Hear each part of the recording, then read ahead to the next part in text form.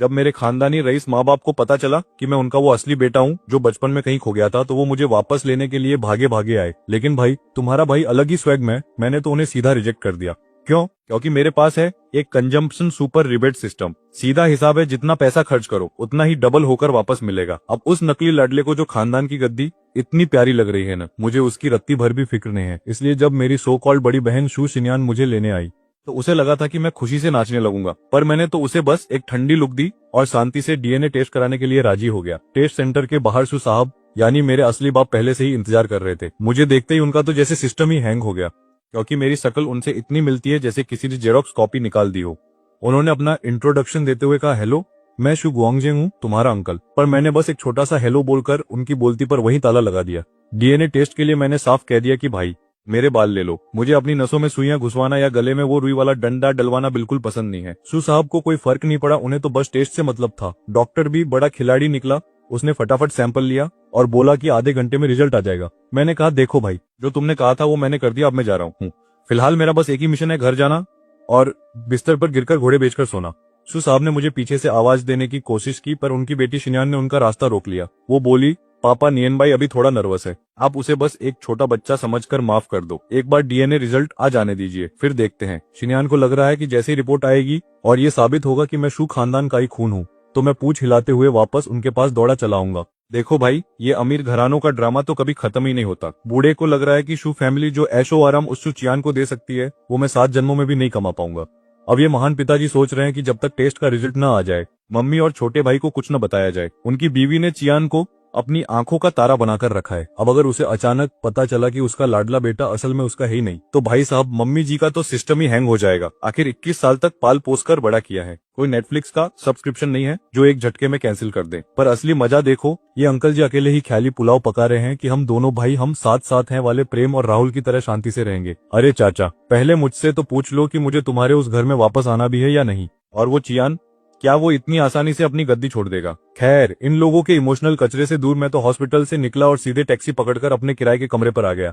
मकान मालिक दादी को फोन करके साफ बोल दिया कि नमस्ते आंटी, अगले महीने से मैं यहाँ नहीं रहने वाला, अपना कमरा किसी और को दे देना। फिर क्या, किचन में जाकर अपने लिए डिनर बनाया, खाया पिया और घोड़े बेचकर सो गया, क्योंकि अगले दिन फिर से ऑफिस की गुलामी जो करनी थी। लेकिन भाई मेरी किस्मत तो जैसे फुल ऑन एक्शन मोड में थी। सुबह 6 बजे मेरी नींद किसी अलार्म से नहीं बल्कि सिस्टम के जोरदार धमाके से खुली।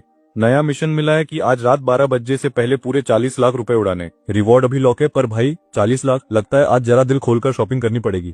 फटाफट घर पर नाश्ता निपटाया और निकल पड़ा मेट्रो स्टेशन की तरफ। भाई साहब, सुबह की मेट्रो की भीड़ देखकर तो अच्छे अच्छों के पसीने छूट जाएं। भीड़ ऐसी थी कि जैसे पूरे शहर की जनता एक ही डिब्बे में घुसने की कसम खाकर आई हो। मैं तो उस भीड़ में ऐसे फंसा जैसे 2 ब्रेड के बीच में आलू की टिक्की। स्टेशन से बाहर निकलते वक्त ऐसा लग रहा था कि मैं इंसान नहीं बल्कि पिसा हुआ पापड़ बन चुका हूँ। खैर, चैन की सांस ली और अपनी कंपनी की उस ऊंची बिल्डिंग की तरफ कदम बढ़ाए। लिफ्ट पकड़कर 20वीं मंजिल पर पहुंचा, कार्ड स्वाइप किया और शुरू हो गई वही घिसी पिटी ऑफिस वाली जिंदगी। मैं अभी अपनी कुर्सी पर बैठा ही था कि तभी कंपनी का जनरल मैनेजर अचानक हमारे डिपार्टमेंट के दरवाजे पर प्रकट हो गया। बोला, सुन्यान भाई जरा मेरे केबिन में आओ। अब मेरे चेहरे पर तो भाई बड़े बड़े क्वेश्चन मार्क छप गए। मैंने बगल में बैठी ली इनकी तरफ देखा, पर उसे भी कुछ नहीं पता था। अब भाई बॉस ने बुलाया है तो जाना तो पड़ेगा ही, वरना अगले महीने की ईएमआई कैसे भरेगी। मैं मैनेजर के केबिन के बाहर पहुंचा, दरवाजा खटखटाया और अंदर घुस गया। लेकिन वहां का नजारा देखकर मेरे होश उड़ गए। केबिन में जनरल मैनेजर तो कहीं थे ही नहीं, बल्कि वहां सोफे पर टांग चढ़ाकर शू शिंग्यान बैठा हुआ था। समझ गया भाई, इस रईसजादे ने जनरल मैनेजर के नाम का इस्तेमाल करके मुझे यहाँ जाल बिछाकर बुलाया है। उसने बिना कोई टाइम खराब किए मेरी तरफ एक फाइल का पैकेट फेंका। मुझे पहले से ही पता था कि इस लिफाफे में क्या है, मेरे और उसके बाप का डीएनए टेस्ट। मैंने उसे खोला और देखा तो वही हुआ। बाप बेटे का रिश्ता होने की संभावना पूरे 99.9% थी। रिजल्ट तो मुझे पता चल गया था, लेकिन मैंने साफ कह दिया कि देखो भाई, मुझे तुम्हारे उस अमीर खानदान में वापस आने का कोई शौक नहीं है। सच कहूं तो मेरी अभी की लाइफ एकदम झक्कास चल रही है और तुम्हारे अचानक मेरी जिंदगी में टपकना मुझे बिल्कुल भी रास नहीं आ रहा। अब मैं वो छोटा बच्चा नहीं रहा जो मम्मी पापा के प्यार के लिए कोने में बैठकर रोता रहे। अब मैं अपने पैरों पर खड़ा हूँ और अपनी इस छोटी सी दुनिया में बहुत खुश हूँ। अब हमारे बड़े भाई साहब शू शिंग्यान को समझ नहीं आ रहा था कि इस सिचुएशन को कैसे संभाले। उनके हिसाब से तो पूरा परिवार फिर से एक होना चाहिए था, पर मेरी सोच उनसे बिल्कुल अलग थी। मैं तो उन्हें अपना मानने तक को तैयार नहीं था। वो बोले कि तुम मेरे भाई हो और ये एक अटल सच है, इसलिए अपना ये ड्रामा बंद करो और चुपचाप मेरे साथ घर चलो। भाई साहब को लगा था कि मैं उनके पीछे पूंछ हिलाते हुए आ जाऊंगा। वैसे तो वो मेरे पुराने हालातों के बारे में सोचकर दुखी थे, लेकिन आखिर वो ठहरे सु ग्रुप के वारिस, जिन्हें हमेशा ऊपर बैठकर हुक्म चलाने की आदत है। उनकी डिक्शनरी में शायद ना शब्द था ही नहीं। इसलिए जब मैंने उन्हें मना किया तो उन्हें पहली बार अपनी लाइफ में कुछ नया और थोड़ा टेढ़ा एक्सपीरियंस करने को मिल रहा था। दूसरी बार फिर से वही ड्रामा। भाई सच कहूं तो मैं उस सुशिनयान के नखरों से बिल्कुल पक चुका था। उसने मुझे मना करने का मौका तक नहीं दिया और अपनी बात कहकर जनरल मैनेजर के ऑफिस से चलती बनी। मैं भी कौन सा वहां उसकी आरती उतारने रुकने वाला था। तुरंत ऑफिस से बाहर निकला और अपनी सीट पर आकर काम निपटाने लगा। जैसे तैसे ऑफिस का टाइम खत्म हुआ। मैंने बिल्डिंग के बाहर ली को टाटा बाय बाय बोला और सीधा भागा कंपनी के सामने वाले जिंग शेंग मॉल की तरफ। अब देखो भाई, आम लोग सीधा लग्जरी फ्लोर पर भागते हैं, पर अपना स्टाइल अलग है। मैं सीधा गया 12वीं मंजिल के फूड कोर्ट में। भाई पैसा जेब में हो तो चाल अपने आप बदल जाती है। ऐसा लगता है जैसे पूरा मॉल अपने बाप का है। मैंने एक बढ़िया सा दिखने वाला फैमिली रेस्टोरेंट चुना और खाना आते ही शुरू हुआ वही पुराना चोचला, यानी पहले कैमरे को खिलाओ फिर खुद खाओ। भाई जब तक सोशल मीडिया पर 9 फोटो वाला ग्रिड पोस्ट न हो जाए तब तक खाना हजम नहीं होता। कायदे से फोटो खींचने के बाद मैंने पेट पूजा शुरू की। पेट भर के हॉट पॉट खाने के बाद मैं सीधा पहुंचा लग्जरी फ्लोर पर। कल मैंने टिफनी के गहने और अर्मेस का बैग खरीदा था, तो आज बारी थी तीसरी दुकान यानी कार्टियर की। वहां की सेल्स वाली लड़कियों के बीच तो मेरे चर्चे पहले से ही गर्म थे। उनके गॉसिप वाले व्हाट्सएप ग्रुप में खबर फैल चुकी थी कि एक लो प्रोफाइल रईस आया है जो कल दूसरी दुकानों में लाखों लुटा गया था। उन बेचारियों को लगा था कि ये जैकपॉट उनके हाथ से निकल गया और घड़ी वाली दुकान ने बाजी मार ली। पर जब मुझे दोबारा वहां देखा तो उनकी तो जैसे लॉटरी लग गई। मैं बिल्कुल सादा बनकर गया था। कलाई पर बस वही 3000 वाला अर्मेस का ब्रेसलेट था, पर मेरा रहस्यमयी स्वैग देखकर ही वो समझ गई थी कि ये वही बंदा है जिसने कल 10 मिनट के अंदर 2 घड़ियां खरीदी थी जिनकी कीमत 10 लाख के आसपास थी। वहां सियाओ छिंग नाम की एक सेल्स गर्ल तुरंत लपक कर मेरे पास आई और मक्खन लगाते हुए बोली, नमस्ते सर, कार्टियर में आपका स्वागत है। मैंने बस धीरे से सिर हिलाया और उसे फालतू की बकवास करने से मना कर दिया, क्योंकि मुझे खुद अपनी आंखों से देखना था कि इस बार मर्दों के लिए क्या क्या माल आया है।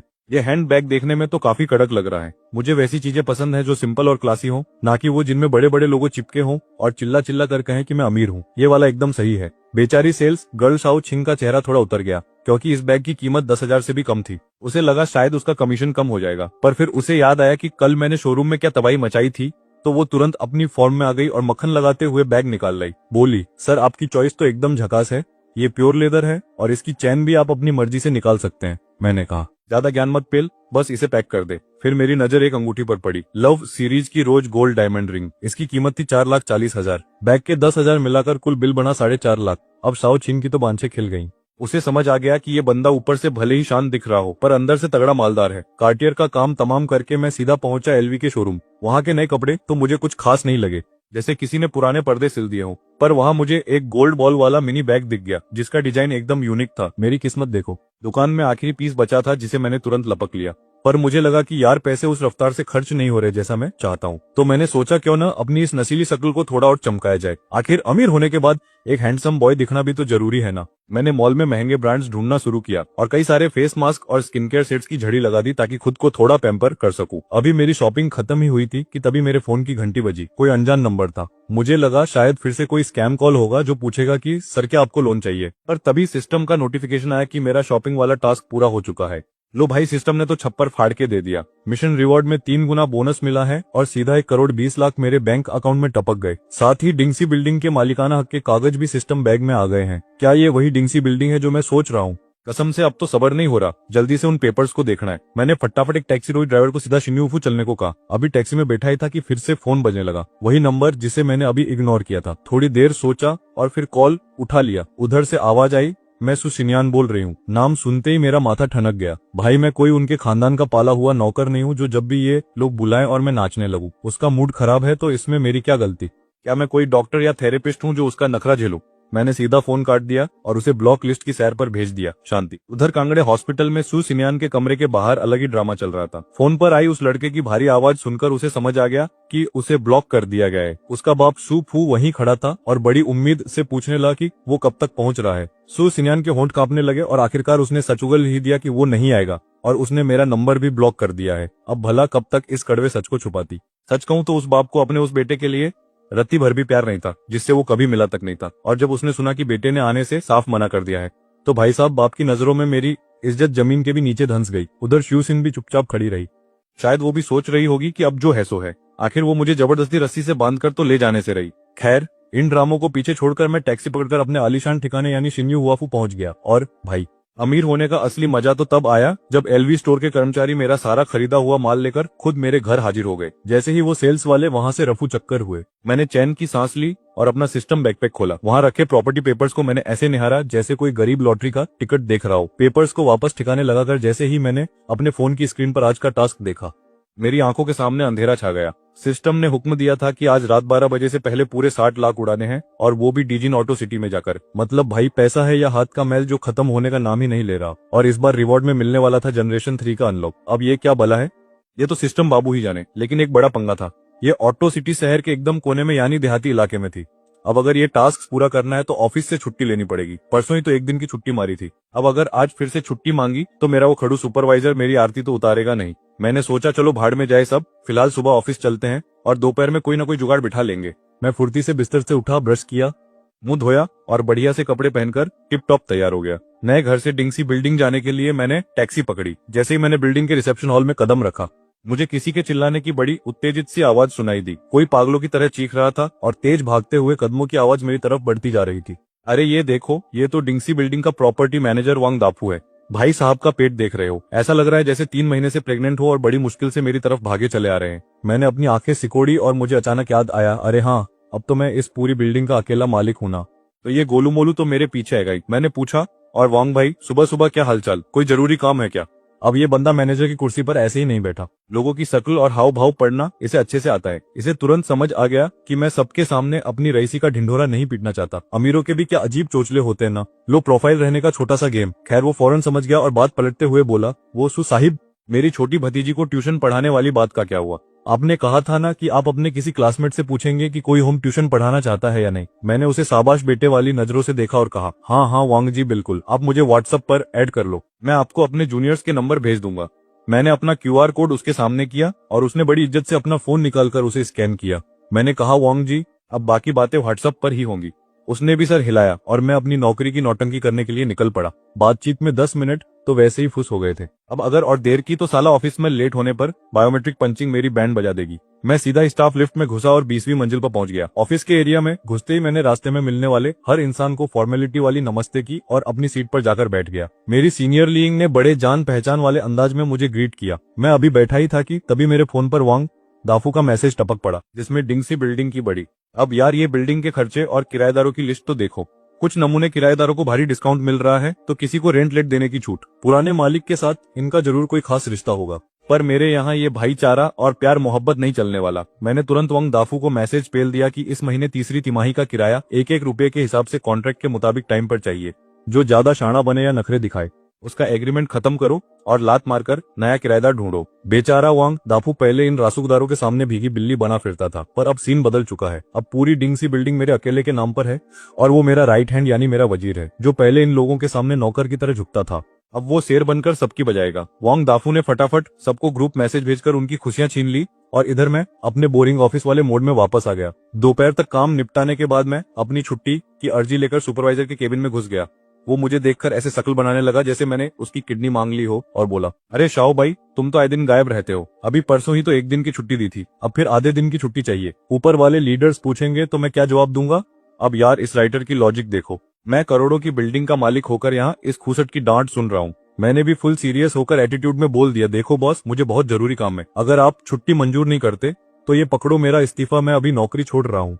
मैनेजर को लगा कि मैं शायद मजाक कर रहा हूँ, पर जब उसने मेरी आंखों में वो भाड़ में जाए तुम्हारी नौकरी वाली सीरियसनेस देखी तो समझ गया कि लौंडा पूरी तैयारी के साथ आया है। उसने कहा, देख भाई मैं तेरी अर्जी तो मंजूर कर रहा हूँ, पर एक बार फिर से सोच ले, हमारी कंपनी में जो सैलरी और सुविधाएं मिलती हैं वैसी पूरी इंडस्ट्री में कहीं नहीं मिलेंगी। अगर तूने अभी छोड़ दिया तो बाद में पछताएगा। अब उसे क्या पता कि मेरे पास इससे बड़े प्लान्स हैं। खैर मैनेजर साहब साइन करते करते भी मुझे पट्टी पढ़ा रहे थे, क्योंकि मेरे जैसा टैलेंटेड और ताबड़तोड़ काम करने वाला इंटर्न उन्हें ढूंढे से भी नहीं मिलता। कायदे से तो मुझे ही सबसे पहले परमानेंट नौकरी मिलने वाली थी। मैंने बस मुस्कुरा छुट्टी का पेपर लिया और ज्यादा बहस न कर ऑफिस से बाहर निकल गया। वहां लीइंग मेरा इंतजार कर रही थी। जब उसे पता चला कि मैंने फिर से छुट्टी मार ली है तो उसके तो होश ही उड़ गए। कहने लगी, भाई आजकल के ये 2000 के बाद पैदा हुए बच्चे कुछ ज्यादा ही जिगर वाले नहीं हो गए। मैंने उसे स्टाइल में वो पेपर दिखाया और बोला, अपन की डिक्शनरी में ऐसी कोई छुट्टी नहीं है जो मुझे ना मिले। लीइंग ने भी हार मानकर मुझे अंगूठा दिखा दिया, क्योंकि छुट्टी मांगने के मामले में मेरा कोई तोड़ नहीं था। ऑफिस का टाइम खत्म होते ही मैंने अपनी अर्जी एडमिन डिपार्टमेंट में जमा की और उसे कल मिलते हैं बोलकर वहां से कल्टी मार ली। डिंगसी बिल्डिंग से निकलकर मैंने सीधे टैक्सी पकड़ी और पहुंच गया साउथ कार सिटी। वहां के सेल्स वाले बंदे भी उन महंगे शोरूम के सेल्समैन की तरह थे, जो इंसान की शक्ल देखकर उसकी औकात का अंदाजा लगा लेते हैं। मुझे अकेला आता देखकर उन्होंने अपना जासूसी दिमाग दौड़ाना शुरू किया। उनका सोचना था कि ये बंदा अकेला आया है, मतलब खुद के लिए गाड़ी खरीदने आया है। ऊपर से नीचे तक देखा तो हाथ में घड़ी के अलावा कोई बड़ा ब्रांड नहीं दिखा, और वो घड़ी भी असली है या नहीं उन्हें शक था। उन्हें समझ आ गया कि मैं यहाँ पहली बार आया हूँ, पर मेरे चेहरे पर कोई घबराहट नहीं थी, जिसे देखकर उन्हें लगा कि बंदा पूरी तैयारी के साथ आया है। कुल मिलाकर उनके लिए मैं एक ठीक ठाक कस्टमर तो था, पर कोई बहुत बड़ा रईस नहीं। तो भाई, जैसे हमारे यहाँ कहते हैं कि भूखे को सूखी रोटी भी पनीर टिक्का लगती है, वैसे यहाँ सेल्समैनों का हाल था। एक बंदा जिसका नाम लीची था, वो लपक कर हीरो के पास आया और बोला, सर मैं फॉक्सवैगन का सेल्समैन हूँ, बताइए कौन सी गाड़ी देखनी है। अब अपने हीरो ने भी फुल टशन में बोल दिया, भाई इस ब्रांड में कोई ऐसी गाड़ी है क्या जो सच में महंगी हो? मुझे तो यहाँ सब सस्ता माल लग रहा है। ये सुनकर लीची के तो जैसे तोते ही उड़ गए। उसे लगा भाई ये बंदा या तो अंबानी का खोया हुआ बेटा है या फिर पागल खाने से भागा है। खैर, सेल्समैन था तो पलटी मारने में उस्ताद निकला। उसने तुरंत पूछा, अच्छा सर, तो फिर अपना बजट बता दीजिए, मैं आपको किसी और तगड़े ब्रांड के पास ले चलता हूँ। बेचारा लीची खुद तो गाड़ी नहीं बेच पा रहा था, पर उसने सोचा कि चलो कम से कम दलाली ही खा लेते हैं। अब इस शोरूम वाली दुनिया का एक गंदा राज सुनो, अगर एक ब्रांड का सेल्समैन दूसरे ब्रांड वाले को कस्टमर देता है तो उसे सेल का 0.5% कमीशन मिलता है।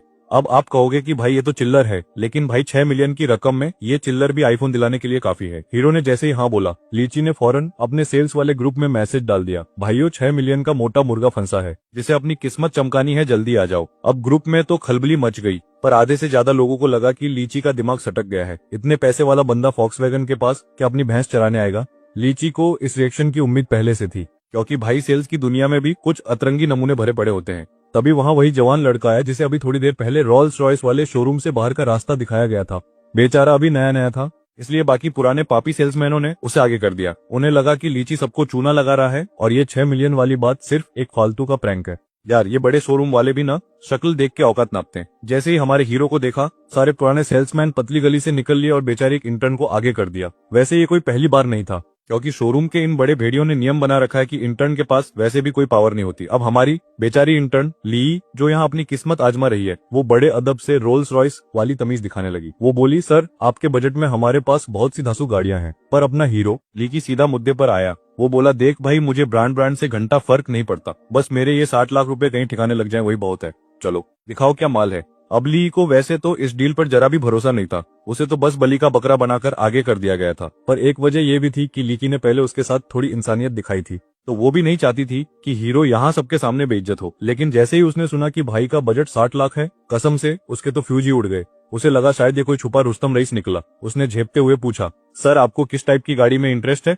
वैसे हमारी गाड़ियां ज्यादातर बिजनेस क्लास वाली होती हैं, मतलब पावर और स्पीड तो एकदम सुपर कार वाली है, पर लुक एकदम प्रोफेशनल सेठों वाला है। वैसे भी रोल्स रॉयस ज्यादातर वही अमीर बुड्ढे खरीदते हैं जिनकी उम्र हो चुकी है। हीरो ने अपना सिर खुजलाते हुए कहा, अरे भाई, अभी तो बताया कि 60 लाख का बजट है, अब तू ही कुछ बढ़िया सा सजेस्ट कर दे, क्योंकि मुझे इन महंगी गाड़ियों का ABCD भी नहीं पता। वो उसे कुलीनान वाले सेक्शन में ले गई और बोली, अगर आपको चलाकर देखनी हो तो मैं टेस्ट ड्राइव के लिए आपका नाम लिख सकती हूँ। कुलीनान को देखकर हीरो ने पूछा, क्या इससे कुछ छोटी गाड़ी मिल सकती है? क्योंकि भाई इस बात में कोई शक नहीं कि कुलीनान वाकई काफी बड़ी और भारी भरकम चीज है, जिसे संभालना हर किसी के बस की बात। वैसे तो दुनिया के हर लौंडे को बड़ी गाड़ियां पसंद होती हैं, पर भाई अपना सीन थोड़ा अलग है। मैंने ली को साफ बोल दिया कि मैं एकदम अकेला हूँ, कुंवारा हूँ, तो इतनी बड़ी गाड़ी का अचार डालूंगा क्या? मुझे कुछ छोटा और सेक्सी दिखाओ। मेरी बात सुनकर वो मुझे रेत के पास ले गई। भाई साहब, वो गाड़ी क्या थी? साक्षात काला जादू। उसकी चमक और वो कतई जहर कर्व्स देखकर तो मेरी आंखों में दिल बन गए। ली भी बड़ी खिलाड़ी निकली। मेरा चेहरा देखकर समझ गई कि मछली जाल में फंस चुकी है। मैंने सीधे मुद्दे की बात छेड़ी कि भाई इसका ऑन रोड प्राइस क्या पड़ेगा, और अगर अभी पेपर साइन करूं तो ये गाड़ी मेरे घर के बाहर कब तक खड़ी होगी। साथ ही मैंने ये भी पूछ लिया कि ये नंबर प्लेट और इंश्योरेंस वाला सारा झमेला तुम लोग ही पालोगे ना, क्योंकि भाई इस शहर में गाड़ी की नंबर प्लेट मिलना मतलब हिमालय पर चढ़ने जैसा मुश्किल काम है। ली ने बताया कि प्राइस तो मेरे चुने हुए फीचर्स पर डिपेंड करेगा, पर बाकी सारा कागजी काम वो खुद संभाल लेंगे। बस एक दिक्कत थी, गाड़ी ऑर्डर पर बनती है तो कम से कम आधा महीना तो लगेगा ही। मैंने कहा चलो ठीक है, इतना तो वेट कर ही लेंगे। मैंने बिना किसी नखरे के बोल दिया कि भाई डन करो, मैं फुल पेमेंट कर रहा हूँ। मेरी ये फुर्ती देखकर तो ली के होश ही उड़ गए। बेचारी को यकीन ही नहीं हुआ कि कोई इतना अमीर हो सकता है। उसने मुझे सोफे पर बिठाया, पानी पिलाया और खुद पागलों की तरह कॉन्ट्रैक्ट लेने भाग गई। अभी मैं शांति से पानी पी ही रहा था कि एक नया नमूना वहां टपक पड़ा। खुद को शोरूम का टॉप सेल्समैन वांग जियान बता रहा था। कहने लगा कि ली ई अभी बिजी है तो अब से वो मुझे सर्व करेगा। मैंने पानी का घूंट भरा और मन ही मन बोला, बेटा ये जो तुम दूसरों का क्लाइंट चुराने वाली सस्ती ट्रिक आजमा रहे हो ना, ये मेरे सामने नहीं चलेगी। मैंने सीधे उससे पूछा कि अगर तुम डील क्लोज करोगे तो इस सेल की मेहनत का फल यानी कमीशन किसे मिलेगा। तो देखो भाई, यहाँ वांग जियान नाम का ये शातिर सेल्समैन अपनी चिकनी चुपड़ी बातों से मुझे फंसाने की कोशिश कर रहा था। वो कहता है कि ली की कुछ पर्सनल दिक्कतें हैं इसलिए वो मुझे अटेंड नहीं कर सकता और उस बेचारे की गलती का हर्जाना तो उसे भरना ही होगा। मतलब भाई, इन लोगों को बस मोटा कमीशन दिख जाए फिर तो ये अपने बाप को भी बेच दे। मैंने साफ कह दिया कि भाई मुझे कोई जल्दी नहीं है, मैं इंतजार कर लूंगा। पर ये सेल्समैन भी ना, जहाँ पैसा देखते हैं वहां बिन बुलाए मेहमान की तरह टपक पड़ते हैं। वांग जियान ने फौरन अपना बैग खोला और कॉन्ट्रैक्ट निकालकर मेरी तरफ बढ़ा दिया। मैं बस उसे चुपचाप घूरता रहा, जिससे उसकी थोड़ी हालत पतली तो हो रही थी। पर पैसे की भूख बड़ी चीज है भाई। वो हार मानने को तैयार नहीं था। उसने अपना आखिरी पत्ता फेंका और बोला कि वो पुराना स्टाफ है इसलिए मुझे ली से भी ज्यादा डिस्काउंट दे सकता है। अब आम इंसान को लाखों की गाड़ी पर थोड़ा भी डिस्काउंट मिले तो वो खुशी के मारे नाचने लगेगा। पर उसे क्या पता कि उसका पाला इस दुनिया के सबसे अतरंगी रईस से पड़ा है। भाई मुझे डिस्काउंट की जरूरत ही नहीं है। अगर गाड़ी सस्ती हो गई तो मेरा पैसा उड़ाने वाला मिशन और मुश्किल हो जाएगा ना। ऑथर की लॉजिक की तो ऐसी तैसी, पर मुझे तो बस खर्चा करना है। काफी इंतजार के बाद अपना असली सेल्समैन ली वापस आया। बेचारा पसीने से लथपथ था। उसने आते ही माफी मांगते हुए कहा कि सुशाओ, मुझे माफ कर दीजिए। मैनेजर ने मुझे काम के बहाने रोक लिया था इसलिए आपको इंतजार करना पड़ा। अब मैनेजर की चालाकी तो मुझे समझ आ रही थी, पर इस बेचारे को कौन समझाए। मना करने का तो सवाल ही नहीं था। लेकिन जैसे ही ली ने मेरे बगल में खड़े वांग जियान को देखा, उसके चेहरे का रंग ऐसे उड़ गया जैसे बिरयानी में इलायची आ गई हो। उसने बड़े प्यार से पूछा, वांग भाई आप यहाँ क्या कर रहे हो?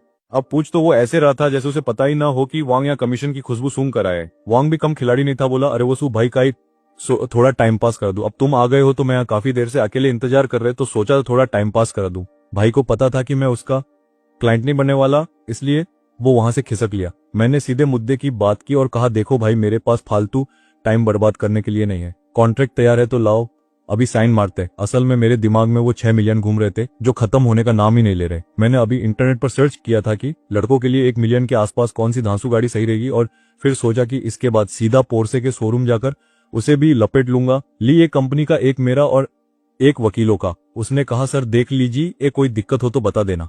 जैसे ही मैंने कागज हाथ में पकड़े तभी मेरे दिमाग में सिस्टम की आवाज गूंजी। वो बोला, मालिक क्या मैं इस कॉन्ट्रैक्ट को स्कैन कर? मैं भी पहली बार गाड़ी खरीद रहा था और मुझे डर था कि कहीं ये सेल्स वाले मुझे चूना न लगा दें। मुझे नहीं पता था कि मेरे सिस्टम में ये जासूसी वाला फीचर भी है। मैंने भी मन कहा, भाई बिल्कुल हो गया। स्कैन खत, कॉन्ट्रैक्ट एकदम साफ है, कोई झोल नहीं है, आप बेफिक्र होकर साइन पेल सकते हो। ये सुनकर मेरे चेहरे पर एक वाली मुस्कान आ गई। कम से कम अब मेरे चेहरे पर एक सातिर वाली मुस्कान आ गई। कम से कम अब मुझे इन लोगों से माथापच्ची नहीं करनी पड़ेगी। फिर मैंने अपने बैग से पेन निकाला और आखिरी पेज पर अपने शाही ऑटोग्राफ दे दिए। साथ ही अंगूठे का निशान भी लगा दिया ताकि बाद में ये लोग पलट न सकें। ली ने भी फटाफट एजेंट वाली जगह पर अपने साइन चिपका दिए। अब भाई मेरा मन अभी भरा नहीं है। मुझे 50 लाख के आसपास वाली एक और गाड़ी लेनी है, क्योंकि आज का जो 60 लाख का खर्चा करने का टारगेट है उसमें अभी भी 5 लाख की कमी पड़ रही है। मतलब समझ रहे हो, आम इंसान संडे को धनिया फ्री में मांगता है और ये भाई 60 लाख उड़ाने का कोटा पूरा करने के लिए छटपटा रहा है। सेल्स वाली लड़की ली की तो सिट्टी पिट्टी गुम हो गई। उसने सोचा अभी अभी इस बंदे ने 55 लाख की रोल्स रॉयस खरीदी है और अब इसे एक और गाड़ी चाहिए।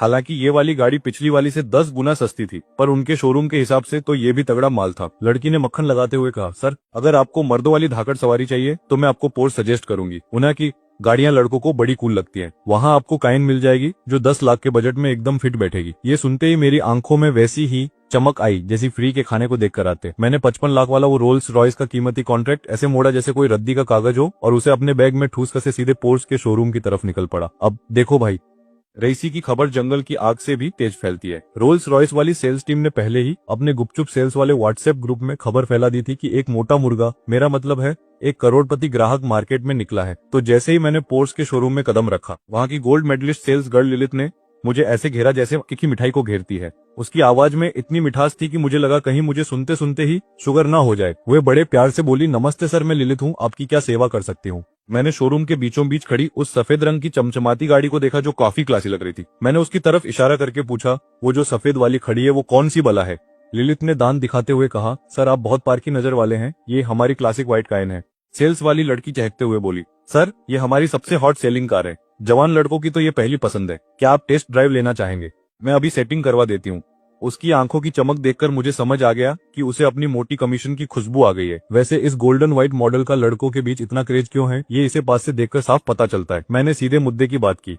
टेस्ट ड्राइव की फुर्सत नहीं है, बस ये बताओ कि गाड़ी अभी मिल जाएगी या फिर बाकी शोरूम की तरह महीनों का इंतजार करना पड़ेगा। देखो भाई, मैं रहता हूँ शिन्यू हुआफू जैसी रईस जगह पर, और वहाँ से ऑफिस जाने के लिए मेट्रो के धक्के खाना या टैक्सी का इंतजार करना मेरे बस का नहीं है। वहाँ हर बार सवारी ढूंढना एक बड़ा सिर दर्द है। वो एक्साइटेड होकर बोली, सर आप तो बड़े किस्मत वाले निकले, आज ही एक गाड़ी स्टॉक में आई है। खबर तो हमने बाहर फैला दी थी, पर अगर आप लेने को तैयार हैं तो मैं अभी मैनेजर के पास जाकर ये गाड़ी आपके नाम करवा दूंगी। आखिर उसे भी तो अपनी सेल क्लोज करनी थी। मैनेजर को भी पता है कि गाड़ी को शोरूम में खड़ा करके उस पर धूल जमाने से अच्छा है कि उसे किसी रईसजादे को तुरंत चिपका दिया जाए। खड़ी गाड़ी खराब होने का डर भी तो रहता है, इसलिए माल बेचना ही असली समझदारी है। मैंने भी फुल एटीट्यूड में कहा, ठीक है जाओ बात कर लो। मैं आया तो इसी गोल्डन व्हाइट को देखने था, पर अब असली माल सामने खड़ा है तो मुझे ये पसंद आ गई है। अब ये गाड़ी पहले चाहे किसी के लिए भी आई हो, मुझे फर्क नहीं पड़ता, अब ये मेरी है। जी सर, आप बस 2 मिनट बैठिए। वो खुशी से पागल होकर बोली और जाते जाते लिली को आवाज लगाई, लिली सर के लिए बढ़िया सा पानी लाओ, और खुद तेज कदमों से मैनेजर की केबिन की तरफ भाग गई। अब जितनी देर मैं वहां सोफे पर पैर पसार कर बैठा रहा, शोरूम के आधे लोग तो मुझे ही ताड़ रहे थे। कुछ मेरी पहचान जानने के लिए बेताब थे, तो कुछ को जलन हो रही थी कि क्या ये लौंडा सच में इतनी महंगी गाड़ी अफोर्ड कर सकता है। वहीं कुछ लड़कियां तो अपनी तिरछी नजरों से मुझ पर डोरे डालने की सोच रही थी। शायद मन ही मन मुझे अपना अगला शिकार मान चुकी थी। लेकिन जैसे ही मैंने फोन चलाने के लिए हाथ उठाया, मेरी उंगली में चमकती टिफनी टी सीरीज की हीरो वाली अंगूठी देखकर वहां खड़े लोगों के गुर्दे फेफड़े सब बाहर आ गए। भाई, 3.5 लाख की अंगूठी जो बंदा हाथ में ऐसे ही लटकाए घूम रहा हो, वो कोई मामूली भिखारी तो होगा नहीं। इधर हमारी ललित मैडम भी हाफते हुए भाग कर आई, हाथ में कॉन्ट्रैक्ट के कागजात थामे। कहने लगी, सु साहब मैनेजर मान गए, ये सफेद पोर्स काइन अब आपकी होने वाली है। ये रहे कागजात। मैंने भी टशन में कॉन्ट्रैक्ट पकड़ा और अपने मुफ्तखोर सिस्टम से स्कैन करवा लिया कि कहीं ये इंश्योरेंस और नंबर प्लेट के चक्कर में मेरा काट तो नहीं रहे। लिलित बोली, सर आप फिक्र मत करो, सारा तामझाम हम खुद संभाल लेंगे। बस फिर क्या था, मैंने भी स्टाइल से साइन मारे और अंगूठे का निशान टिका दिया। फिर हम पहुंचे कैशियर के पास। मैंने अपना चमचमाता सिस्टम वाला ब्लैक गोल्ड कार्ड निकाला और स्वाइप कर दिया। पेमेंट तो तुरंत हो गई, लेकिन चूंकि खर्चा 60 लाख की लिमिट पार कर गया था, तो सिस्टम ने मेरे पर्सनल खाते से भी 33 लाख और उड़ा दिए। खैर, रात के 12 बजने से पहले 60 लाख खर्च करने का टास्क पूरा हुआ और बदले में मिला 4 गुना कैशबैक, यानी सीधा 2 करोड़ 40 लाख रुपए सीधे मेरे अकाउंट में। साथ ही साउथ सिटी के उस पुराने शहर की प्रॉपर्टी के कागजात भी सिस्टम के झोले में आ गिरे। भाई साहब, ये सिस्टम तो आजकल मुझ पर कुछ ज्यादा ही प्यार लुटा रहा है। अब तो बैंक बैलेंस भी लगभग 10 करोड़ पहुंचने वाला है, और अभी तो मेरी उस आलीशान बिल्डिंग का महीने का किराया आना बाकी है। अगर ये सारा किराया टाइम पे आ गया ना, तो तुम्हारा भाई रातों रात सीधा अरबपति बन जाएगा। और भाई, ये सिस्टम की मेहरबानी देखो, इसने मुझे इस पूरे चिवो शहर की सारी जायदाद का मालिक बना दिया है। मतलब अब बस बैठ के नोट छापने और कुछ नहीं। सच्ची बोलूं तो अब नौकरी छोड़ने का जो ख्याल है ना, वो एकदम टॉप लेवल पर पहुंच चुका है। तभी ललित अपनी उस शक्कर जैसी मीठी आवाज और कातिल मुस्कान के साथ मुझसे बोली, सर कागजात तैयार करने में करीब 1 घंटा लगेगा, आप यहीं रुकेंगे? ये 1 घंटे बाद आएंगे, या फिर आप अपना फोन नंबर दे, 2 काम पूरा होते ही मैं आपको कॉल कर दूंगी। मैंने कहा, अरे कोई टेंशन नहीं है, मैं यहीं बैठ के इंतजार कर लूंगा। बस 1 घंटे की ही तो बात है, तब थोड़े शॉर्ट वीडियो देख लूंगा और टाइम पास हो जाएगा। ललित कॉन्ट्रैक्ट लेकर वहां से चली और देखते देखते आंखों सो जलेगा। मैं अपनी कॉन्ट्रैक्ट जगह पर बैठ गया और टाइम पास के लिए फोन निकाल लिया, पर अपनी पुरानी जगह पर बैठ गया और टाइम पास के लिए फोन निकाल लिया, पर अभी मैंने ढंग से फोन चलाना शुरू भी नहीं किया था कि एक अननोन नंबर से कॉल आ गया, पर अगले ही सेकंड फिर से उसी नंबर से घंटी बजने लगी। अब मजबूरी में फोन उठाना ही पड़ा। उधर से आवाज आई, हेलो सुन्यान भाई, तू है कहाँ? ये शू शिन्यान थी। कसम से ये बंदी तो पीछे ही पड़ गई है, जैसे कोई पुरानी फिल्म का साया हो। मैंने झाड़ते हुए बोला, मैं कहीं भी रहूं, तुझे क्या पंचायत है? फोन क्यों किया? मुझे तो ये समझ नहीं आता कि जब वो दूसरा वाला लड़का सूचियान इस असली और नकली बेटे वाले ड्रामे की वजह से पहले से ही सदमे में है, तो ये लोग मुझे वापस घर बुलाने के लिए इतने उतावले क्यों हैं? मैंने 10 बार साफ साफ बोल दिया है कि मुझे उस घर में वापस नहीं आना, पर लगता है इन लोगों के कान पर जू तक नहीं रेंगती। वो उधर से चिल्लाने लगी, छियान तेरी वजह से बेहोश हो गया है, क्या तुझे जरा भी शर्म नहीं आती? वो बेचारा अस्पताल में पड़ा है और तू बाहर गुलछर्रे उड़ा रहा है। भाई, ये सुनकर मेरा तो दिमाग ही चकरा गया। मैंने बस इतना ही कहा, हेलो दिमाग का इलाज कराया है या फिर पैदाइशी पागल है तू? अब भाई, ये शुकियान बेहोश हो गया तो इसमें मेरी क्या गलती है? मतलब हद है यार। मैं तो पूरे सीन में एक बार भी उसके सामने नहीं गया, फिर भी सारा ठीकरा मेरे ही सर पर फोड़ रहे हो। अपनी गलती मानने के बजाय मुझ पर चिल्ला रहे हो। थोड़ा खुद के दिमाग का भी इलाज करवा लो। तुम लोगों से एक छोटा सा राज छुपाया नहीं गया और बेचारे को ऐसा झटका दिया कि वो सीधा जमीन चाटने लगा। और क्या पता तुम लोगों ने उसे ढंग से खाना पीना भी न दिया हो। बेचारा कुपोषण या खून की कमी से गिर गया होगा, पर नहीं, तुम्हें तो बस मुझे ही विलेन बनाना है। शुकियान, तुझे क्या लगता है मैं क्या कोई सस्ता एक्टर हूँ जो तेरी इन फालतू बातों में आ जाऊं? मेरी तगड़ी क्लास लगाने के बाद वो बंदा एकदम सन्नाटे में चला गया, क्योंकि उसे भी पता है कि लॉजिक के मामले में उसका बाप मैं हूँ। जब मैं वहां था ही नहीं, तो उसकी हालत का जिम्मेदार मैं कैसे हुआ? शुकियान को भी अब लग रहा था कि उसकी कहानी की स्क्रिप्ट में बड़े बड़े छेद हैं। खैर, मैंने साफ कह दिया कि अगर बस यही रोना रोने के लिए फोन किया है तो बेटा फोन रख और कट ले। इसके बाद मैंने उसे सीधा ब्लैकलिस्ट वाली वीआईपी टिकट थमा दी। अब देखते हैं उसके पास नए सिम कार्ड ज्यादा है या मेरी ब्लैकलिस्ट में जगह है। अभी फोन रखा ही था कि बगल से जोरदार तालियों की गड़गड़ाहट सुनाई दी, जैसे मैंने कोई ऑस्कर जीतने वाली स्पीच दे दी हो।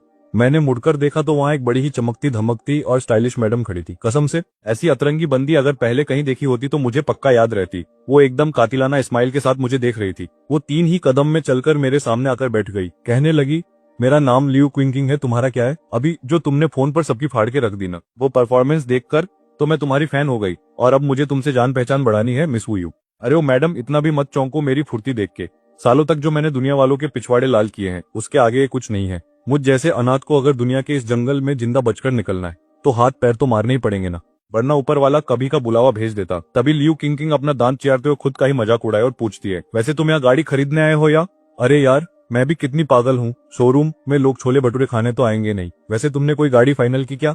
अगर कंफ्यूज हो तो तुम्हारी ये नई दोस्त तुम्हारी मदद कर सकती है। मुझे गाड़ियों की रग रग का पता है, मेरा नॉलेज एकदम सिस्टम फाड़ है। पर अपना हीरो तो भाई अलग ही स्वैग में है। उसने कहा, ज्यादा दिमाग मत लगा, गाड़ी ले ली है, बस अब पेपर वर्क और कागजों का इंतजार कर रहा हूँ। लियू की तो आंखें फटी की फटी रह गई।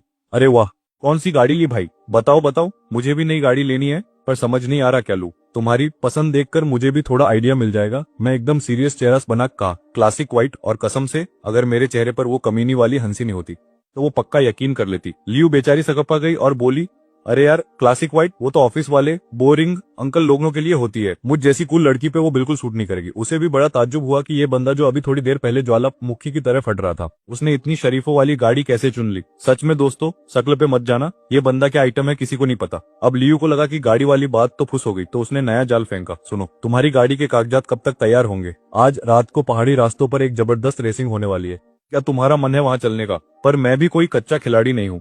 मैंने तुरंत उसके अरमानों पर पानी फेरते हुए कहा, नहीं भाई, मुझे इन सब में कोई इंटरेस्ट नहीं है। और वैसे भी मैं इतना भी बड़ा बेवकूफ नहीं हूँ कि किसी ऐसी लड़की के साथ रेस पर निकल जाऊं जिसका नाम तक मुझे नहीं पता कि असली है या बस चूना लगा रही है। बंदी भी एकदम ढीठ थी, हार नहीं मानी। बोली, अरे यार, अगर तुम्हें रेसिंग नहीं आती तो टेंशन मत लो, तुम बस बगल वाली सीट पर बैठ के मुझे चीयर करना, भरोसा रखो, मैं कोई वैसी लड़की नहीं हूँ। अगर देर हो गई तो मैं खुद अपनी गाड़ी से तुम्हें घर छोड़ दूंगी। तुम्हें क्या लगता है कोई भी नॉर्मल लड़का?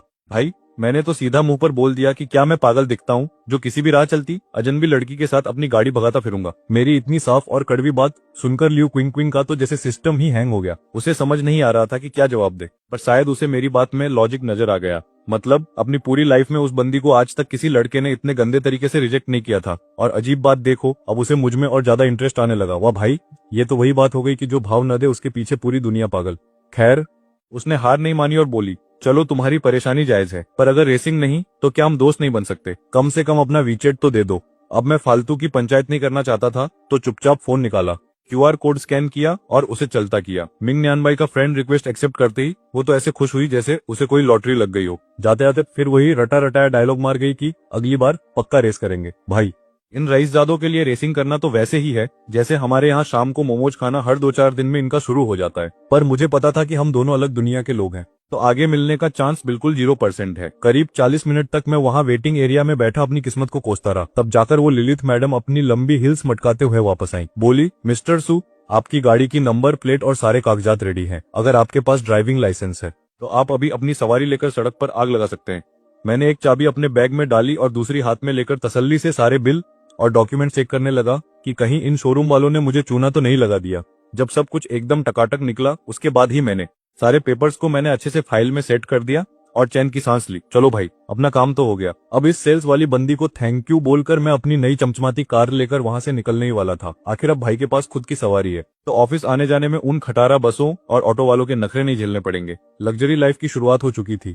पर जैसे ही मैंने गाड़ी स्टार्ट करने की सोची, मेरे फोन की घंटी बज उठी। स्क्रीन पर एक अननोन नंबर चमक रहा था। कसम से मेरा दिमाग सीधा उस चिपकुसु शिंगान पर गया। मुझे लगा पक्का उस नमूने ने किसी का फोन मांगकर मुझे टॉर्चर करने के लिए कॉल किया होगा। मैंने फोन को तब तक बजने दिया जब तक वो खुद ही चुप नहीं हो गया। पास खड़ी लिलित ने भी उस नंबर को गौर से देखा। उसे शायद नंबर कुछ जाना पहचाना लगा, पर बेचारी सेल्स वाली लड़की थी तो अपनी चोंच बंधी रखी। जब दूसरी बार फोन बजा तब जाकर मैंने उसे उठाया। सामने से एक भारी आवाज आई, हेलो, क्या मेरी बात सुन्यान बाई जी से हो रही है? चलो शुक्र है ये उस शिंगान की मनहूस आवाज नहीं थी, वरना मैं वही फोन फोड़ देता। फोन पर कोई वो युतंग था जो इस पूरे ऑटो सिटी का करता धरता यानी मैनेजर था। उसे खबर मिल गई थी कि अब इस पूरी जमीन और बिल्डिंग का नया बाप मेरा मतलब है। नया मालिक मैं हूँ। जुलाई का महीना चल रहा था और तीसरे क्वार्टर का किराया भरने का टाइम आ गया था। बेचारा वो युतांग अंदर से बुरी तरह डरा हुआ था कि कहीं नया मालिक आते ही उसे यहाँ से लात मारकर बाहर न निकाल दे या कोई नया ड्रामा शुरू न कर दे।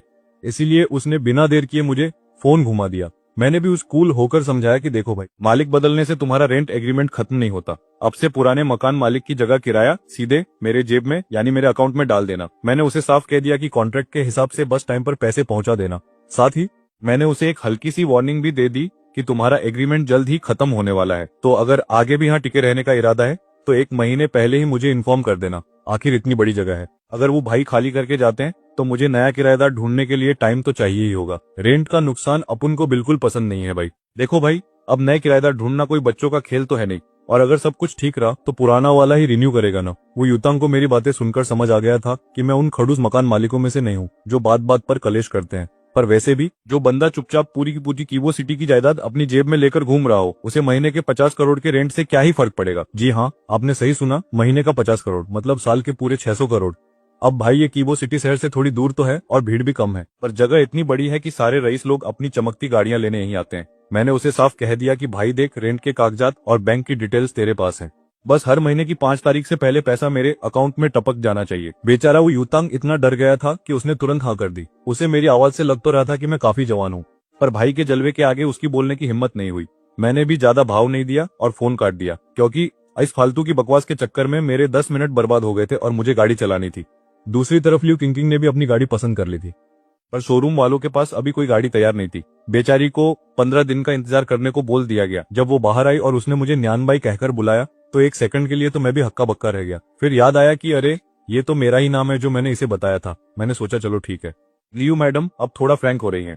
कहती है मुझे लियू किंकिंग या फिर प्यार से किंकिंग दीदी बुला सकते हो। उस औरत ने मेरे सामने ऐसा सेक्सी पोज मारने की कोशिश की कि मुझे अपनी कल रात की बिरयानी बाहर आती हुई महसूस हुई। मैंने सोचा भाई यहाँ से कल्टी मारना ही बेहतर है, वरना ये अपनी अदाओं से मेरा कत्ल कर देगी। अपना सामान उठाया और पोर्ट शोरूम से 9 हो गया। बाहर स्टाफ मेरी क्लासिक सफेद कायन को नीचे उतार रहा था। सच बोलूं तो ये गाड़ी मर्दों की पहली पसंद क्यों है, ये मुझे इसे देखते ही समझ आ गया।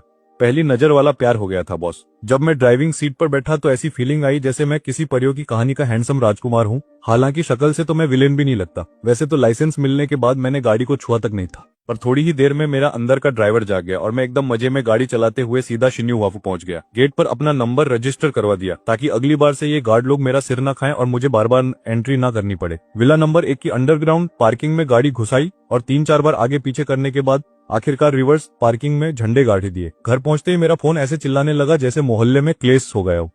बीचेट मैसेज और अनगिनत मिस्ड कॉल्स की लाइन लगी थी। एक अनजान नंबर से आए मैसेज को खोलकर देखा तो समझ आया कि ये मेरे उस महान सगे बाप का है जिसकी शक्ल तक मैंने आज तक नहीं देखी। उसके मैसेज लिखने के अंदाज से ही मैं उसकी चिड़ी हुई शक्ल का अंदाजा लगा सकता था, जिसने पूरी जिंदगी मुझे पालने के लिए एक ढेला नहीं दिया। वो अब मैसेज पर अपनी भड़ास निकाल रहा है और मुझ पर ही हुक्म चला रहा है। मैंने भी ज्यादा लोड नहीं लिया और सीधा डिलीट और ब्लॉक वाली सर्जिकल स्ट्राइक कर दी। तो अब ये खानदान वाले चाहते हैं कि मैं खुसट बुड्ढे की बर्थडे पार्टी में आऊं। और इनका मास्टर प्लान क्या है? दुनिया के सामने मुझे एक ऐसा अनाथ बच्चा बताना जिसे इन्होंने एहसान करके गोद लिया था, ताकि इनका लाडला शू चियान ही असली वारिस बना रहे। मतलब भाई बेशर्मी का लेवल तो देखो। ऊपर से उम्मीद कर रहे हैं कि मैं इनका शुक्रिया अदा करूं। ये लोग मुझे क्या नरम पनीर समझ रहे हैं जो जब मर्जी जैसे मर्जी मसल देंगे। मैंने शू चियान का नंबर ब्लैकलिस्ट से बाहर निकाला और कॉल घुमा दिया। फोन तो फौरन उठ गया, पर दूसरी तरफ वो चमचा नहीं बल्कि खुद ड्रामा क्वीन शू चियान था। वो अपनी पतली आवाज में बोला, सू नियन भाई, क्या तुम वही असली बेटे हो जिसे मम्मी पापा ने हाल ही में ढूंढा है? मैंने भी अब देखा न था, सीधा नहले पे दहला मारा। अच्छा तो तू ही है वो चियान जो बात बात पर बेहोश हो जाता है। तेरी आवाज तो काफी तगड़ी और जोश भरी लग रही है, कहीं तू ये सब एक्टिंग तो नहीं कर रहा? भाई मुझे इन सफेद कमल और ग्रीन टी जैसे लड़कों से भयंकर एलर्जी है। मेरा हाथ ऐसे लोगों पर खुद ब खुद उठ जाता है और ये नमूना तो सीधे मेरी बंदूक के निशाने पर आ गया था। अब उसका ऑस्कर लेवल ड्रामा शुरू हुआ। मेरा एक्सीडेंट हुआ था, इसलिए बेहोश होना नॉर्मल है। मुझे पता है तुम मुझे पसंद नहीं करते। अगर तुम्हें बुरा लग रहा है तो मैं मम्मी से कह दूंगा कि हॉस्पिटल से निकलते ही मैं घर छोड़ दूंगा। मम्मी पापा तुम्हारे हैं, मुझे उन्हें तुमसे नहीं छीनना चाहिए। वाह क्या स्क्रिप्ट लिखी है भाई ने। तभी पीछे से घर वालों की एंट्री हुई। सू नियन भाई, तुमने चियान से क्या कह दिया? वो घर छोड़ने की बात क्यों कर रहा है? बड़े भाई होकर तुम्हें छोटे भाई का ख्याल रखना चाहिए, न कि अपनी जलन में उसे घर से बाहर निकालने की साजिश रचनी चाहिए। अब मुझे क्या पता था कि ये साला बाहर किसी के आने की आहट सुनते ही घर छोड़ने वाला टॉपिक छेड़ देगा। जैसे ही शू चियान कमरे में आया, उसने देखा कि उसका प्यारा भाई फुट फुट कर रो रहा है और फोन पर घर छोड़ने की भीख मांग रहा है। और कॉल के दूसरी तरफ विलेन कौन बना बैठा था? आपका भाई यानी मैं। तो बस बिना कुछ किए मैं इस पूरी फिल्म का विलेन बन गया। भाई कसम से इनकी घटिया चालें देखकर मेरा तो दिमाग ही चकरा गया। हद है यार, ये लोग मानेंगे नहीं। मैंने साफ कह दिया भाई, अपना ज्ञान अपने पास रख, मुझे फोन मत कर, मैसेज मत कर, दिमाग का दही मत कर। मुझे उस शू फैमिली की बर्थडे पार्टी में रत्ती भर भी दिलचस्पी नहीं है। अब मेरे पीछे आना बंद करो, और वो जो तुम्हारा लाडला नगीना है ना शू चियान, वो तुम्हारा भाई होगा, मेरा उससे कोई लेना देना नहीं है। इतना बोलकर मैंने खटाक से फोन काट दिया और उसे फिर से ब्लॉक लिस्ट की शोभा बढ़ाने के लिए भेज दिया। टाटा बाय बाय खत्म। अब इधर मैडम शू सिन्यान कुछ बोलने ही वाली थी कि फोन पर टू टू टू बजने लगा। बेचारी ने दोबारा ट्राई किया पर घंटा कुछ नहीं हुआ। पुराने एक्सपीरियंस से वो समझ गई कि मैंने फिर से उसे डिजिटल जेल यानी ब्लैक लिस्ट में डाल दिया है। दीदी, क्या भैया मेरी वजह से इधर ये ड्रामेबाज शू चियान जो फोन कटने का ही इंतजार कर रहा था, अपनी आंखों में गंगा जमुना भरकर खड़ा हो गया। आंसू आंखों के कोनों तक तो आए पर गिरे नहीं। भाई साहब क्या एक्टिंग है। ऑस्कर लेवल का रोंदू चेहरा बनाकर बैठा था ताकि सबको उस पर तरस आए। शिनयान ने अपनी थकी थकी शक्ल बनाई और बोली, तू आराम कर छोटे, बाकी सब मैं देख लूंगी। बेचारी शिनयान की हालत भी खस्ता हो रखी थी। एक तरफ ऑफिस का काम, दूसरी तरफ सू नियनबाई को ढूंढने का स्ट्रेस और ऊपर से इस ड्रामेबाज की देखभाल। आंखों में इतनी लाल लकीरें थी जैसे रात भर जाकर नेटफ्लिक्स पर कोई सस्ता थ्रिलर देख रही हो। अब नियनबाई और चियान के बीच जो दरार आई थी उसे देखकर शिनयान का तो दिमाग ही फटने वाला था। तभी चियान ने अपना तुरुप का इक्का फेंका, रोते हुए बोला, दीदी क्या भैया मेरी वजह से घर नहीं आ रहे? मुझे पता है मैं मम्मी पापा का सगा बेटा नहीं हूँ, मैंने भैया की जगह छीनी है, शायद मुझे ही ये जगह छोड़ देनी चाहिए। ये बोलकर उसने फिर से नलके खोल दिए। शिनयान तुरंत पिघल गई और बोली, क्या बकवास कर रहा है तू? इस घर में 20 साल से रह रहा है, खून का रिश्ता नहीं तो क्या हुआ? हमारा बॉन्ड तो एकदम अंबुजा सीमेंट जैसा मजबूत है। तू ही इस घर का बड़ा बेटा है और मेरा छोटा भाई भी, ये बात कोई नहीं बदल सकता। शिनयान का चियान के लिए जो ये लगाव था वो तो भाई असलियत तो सामने आ चुकी है कि शुकियान उसका सगा भाई नहीं है, लेकिन दीदी का प्यार है कि थमने का नाम ही नहीं ले रहा। मतलब इतना ड्रामा तो हमारे यहाँ के टीवी सीरियलों में भी नहीं होता। सू कियान को सबसे ज्यादा टेंशन इस बात की है कि उसे वापस सू परिवार के घर नहीं जाना। यहाँ उसकी बड़ी बहन सू सिन्यान उसे समझा रही है कि सू नियन बाई का मामला वो खुद संभाल लेगी और इस नन्हे मुन्ने भाई को बस चुपचाप अपने जख्म भरने पर ध्यान देना चाहिए। दीदी ने उसके लिए चिंगजिंगे रेस्टोरेंट से वीआईपी वाला डिनर मंगाया और बड़े प्यार से कहा कि गरम गरम खा लेना। अब दीदी को एक मीटिंग में जाना था तो उन्होंने जल्दी जल्दी हॉस्पिटल वाला टेबल सेट किया, टिफिन खोला और 2-4 हिदायतें देकर वहां से रफू चक्कर हो गई। सू कियान ने जब खाने का नाम सुना तो उसकी आंखों में ऐसी चमक आई जैसे किसी भूखे को फ्री की बिरयानी दिख गई हो। लेकिन जैसे ही दीदी ने मीटिंग की बात की, भाई के चेहरे पर एक सेकंड के लिए चिड़चिड़ाहट आई जिसे उसने ऑस्कर लेवल की एक्टिंग के साथ छुपा लिया। बोला, शुक्रिया दीदी, आप दुनिया में सबसे बेस्ट हो, लेकिन असली ट्विस्ट तो देखो। जैसे ही दीदी कमरे से बाहर निकली, भाई ने चम्मच ऐसे साइड में पटका जैसे उसमें जहर हो, एक निवाला तक नहीं चखा। इसे कहते हैं दोगलापन की पराकाष्ठा। खैर कहानी आगे बढ़ती है और अगले दिन सुबह के ठीक 6 बजे जब शरीफ लोग गहरी नींद में खर्राटे मार रहे होते हैं, मेरे सिस्टम देवता को चुल मची और उसने जोरदार घंटी बजाकर मेरी नींद हराम कर दी। नया टास्क आ चुका था और इसे देखते ही मेरी आंखें कंचों की तरह बाहर आ गईं। टास्क क्या था? आज रात की लू फैमिली वाली चैरिटी नीलामी में कम से कम 100 मिलियन यानी 10 करोड़ रुपए फूंकने थे। और भाई ऊपरी लिमिट की तो कोई सीमा ही नहीं है। मतलब सिस्टम आज पूरी तरह से बर्बादी के मूड में है। रिवॉर्ड क्या मिलेगा वो अभी सस्पेंस है। नीलामी का इनविटेशन कार्ड मेरे सिस्टम वाले झोले में पहले से ही आ चुका था। मैंने उसे निकालकर जरा ध्यान से देखा तो नीचे सुनहरे अक्षरों में एड्रेस और टाइम लिखा था। लोकेशन थी जिंगशेंग होटल और टाइम था 4 जुलाई की रात 8 से 10 बजे। अब इस अमीरों वाली पार्टी में कुछ बड़ा धमाका होने वाला है। अब यार मैं सोच रहा हूँ कि क्या मुझे सूट पहनना चाहिए, पर दुख की बात यह है कि इतनी शॉपिंग करने के बाद भी मैंने एक ढंग का सूट नहीं खरीदा। और सूट का तो तुम्हें पता ही है बॉस, बिना फिटिंग के ऐसा लगता है जैसे किसी ने शरीर पर तंबू तान दिया हो। फिटिंग में वक्त लगेगा और मेरे पास वक्त की ही तो कमी है। खैर वैसे भी आज मेरा ऑफिस में आखिरी दिन होने वाला है, क्योंकि मैंने ठान लिया कि इस 9 से 5 वाली गुलामी को मैं टाटा बाय बाय बोलने वाला हूँ। जब नौकरी छोड़नी है तो अब ये सस्ती और टिकाऊ जीन्स टी शर्ट पहनने का ड्रामा क्यों करना। पिछले 2 दिनों में मैंने जो महंगे कपड़े और सामान बटोरने का कॉन्ट किया था, अब वही जलवा दिखाने का टाइम आ गया है। खुद को जब मैंने घड़ी देखी तो 7:30 बज रहे थे।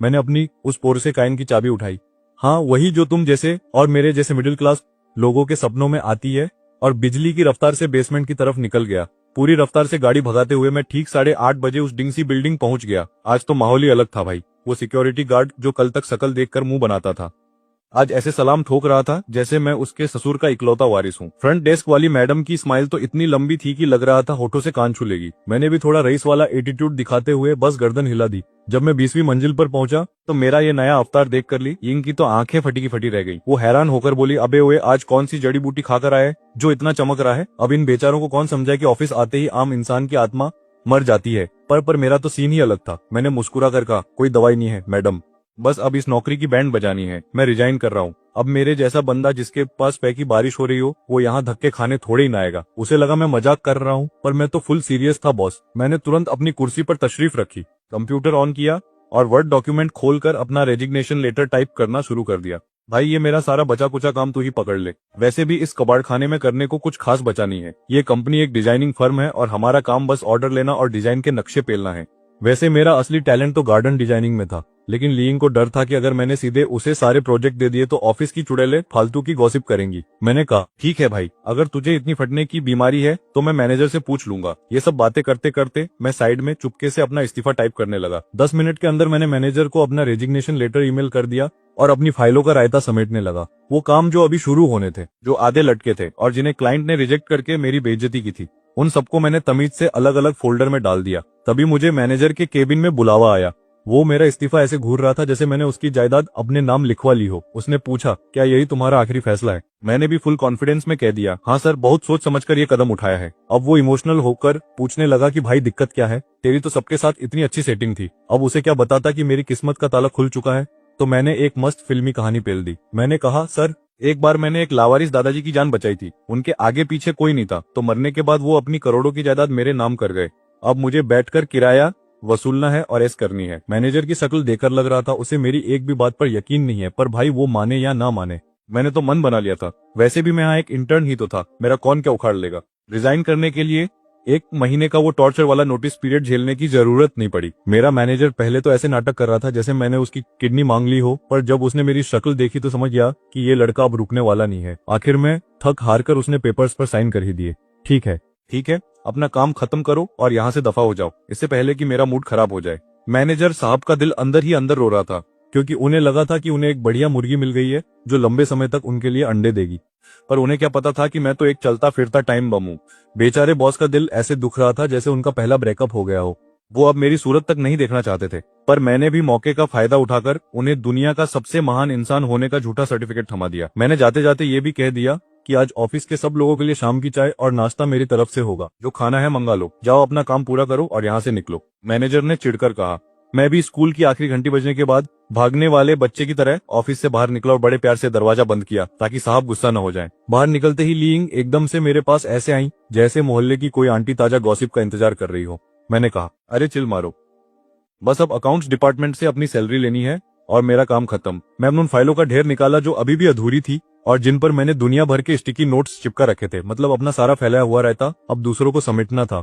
मैंने लीइंग दीदी से कहा कि वो अपनी पसंद की फाइलें चुन ले और बाकी का कबाड़ दूसरे लोगों में बांट दे। वैसे तो ऑफिस में मेरी रेपो काफी तगड़ी है, पर आखिर में हूँ तो मैं एक इंटर्न ही, और असली सिस्टम तो लीइंग जैसी पुरानी खिलाड़ी चलाती हैं। मैंने उनसे रिक्वेस्ट की कि आज की फेयरवेल पार्टी वही ऑर्गेनाइज करे। उन्होंने भी टशन में मुझे ओके का इशारा किया और काम को बखूबी संभालने का वादा किया। लीइंग ने उन फाइलों के ढेर में से सबसे आसान काम अपने लिए उठा लिया और बाकी का सारा बोझ मेरे उन खास दोस्तों पर डाल दिया जो मेरा काम मना नहीं कर सकते थे। मैंने बिना किसी देरी के उस एम्प्लॉय ग्रुप में मैसेज फेंक दिया जहां कोई बॉस नहीं था। बिल्कुल वैसा ही ग्रुप जैसा हम सबके पास होता है बॉस की बुराई करने के लिए। मैंने सीधा शंघाई गुइफू जैसे महंगे रेस्टोरेंट का मेन्यू कार्ड ग्रुप में डाल दिया और साफ बोल दिया कि आज तुम्हारा भाई पार्टी दे रहा है, जिसे जो खाना है ऑर्डर की लाइन लगा दो, काम खत्म। मैंने अपनी दोस्त लीइंग को एक जादू की झप्पी दी और उसे थैंक्स बोला। बेचारी ये लड़की कब से अपना सवाल दबाए बैठी थी, आखिर उससे रहा नहीं गया और उसने पूछ ही लिया, भाई तू अचानक नौकरी क्यों छोड़ रहा है, क्या चक्कर है? अब देखो, मैं तो सच बोल रहा था कि रातों रात मेरी लॉटरी लग गई है और अब मेरा काम करने का रत्ती भर भी मन नहीं है।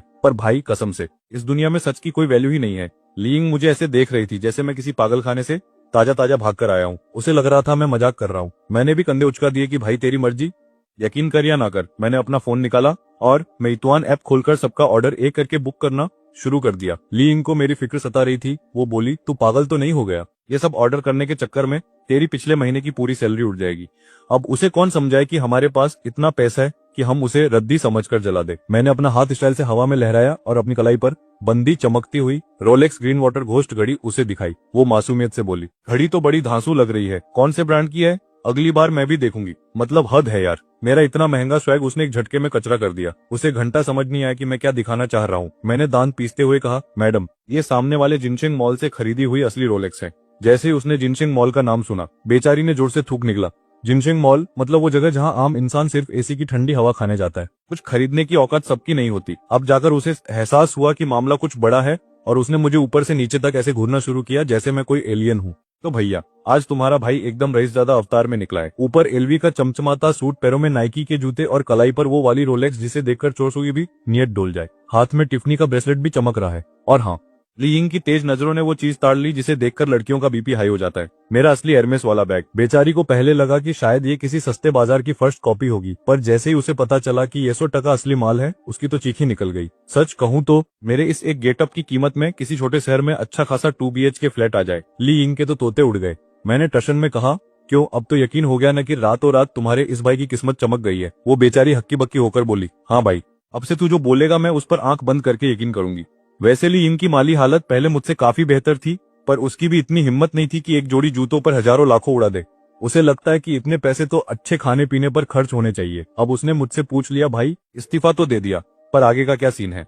अब उसे कौन समझाए कि यहाँ कहानी का राइटर कोई और है। उसे लग रहा था कि मर्द को कुछ न कुछ काम करते रहना चाहिए ताकि वो घर पर निठल्ला बनकर मक्खियां न मारे और आलसी न हो जाए। मैंने बात घुमाते हुए कहा, अभी थोड़े दिन चिल मारूंगा। असल में मुझे ये देखना था कि ये साला सिस्टम रोज मुझे पैसे उड़ाने वाले टास्क देगा या नहीं, तो थोड़ा और ऑब्जर्व करना जरूरी था। मैंने अपने हिस्से के सारे काम दूसरे लड़कों को सौंप दिए और जैसे ही उन लोगों के लिए मंगाया गया चाय नाश्ता पहुंचा, मैंने सबको टाटा बाय बाय बोला और अपनी कंपनी डिंग्स की बिल्डिंग से हमेशा के लिए बाहर निकल आया। सीधा पहुंचा जिनशेंग मॉल। मुझे याद था कि पिछली बार यहाँ एक तगड़ा स्टाइलिंग स्टूडियो देखा था। 7वीं मंजिल पर पहुंचते ही मुझे वो स्टूडियो मिल गया और भाई साहब, उसका डेकोरेशन देखकर ही लग रहा था कि ये काफी क्लासी और महंगा होने वाला है।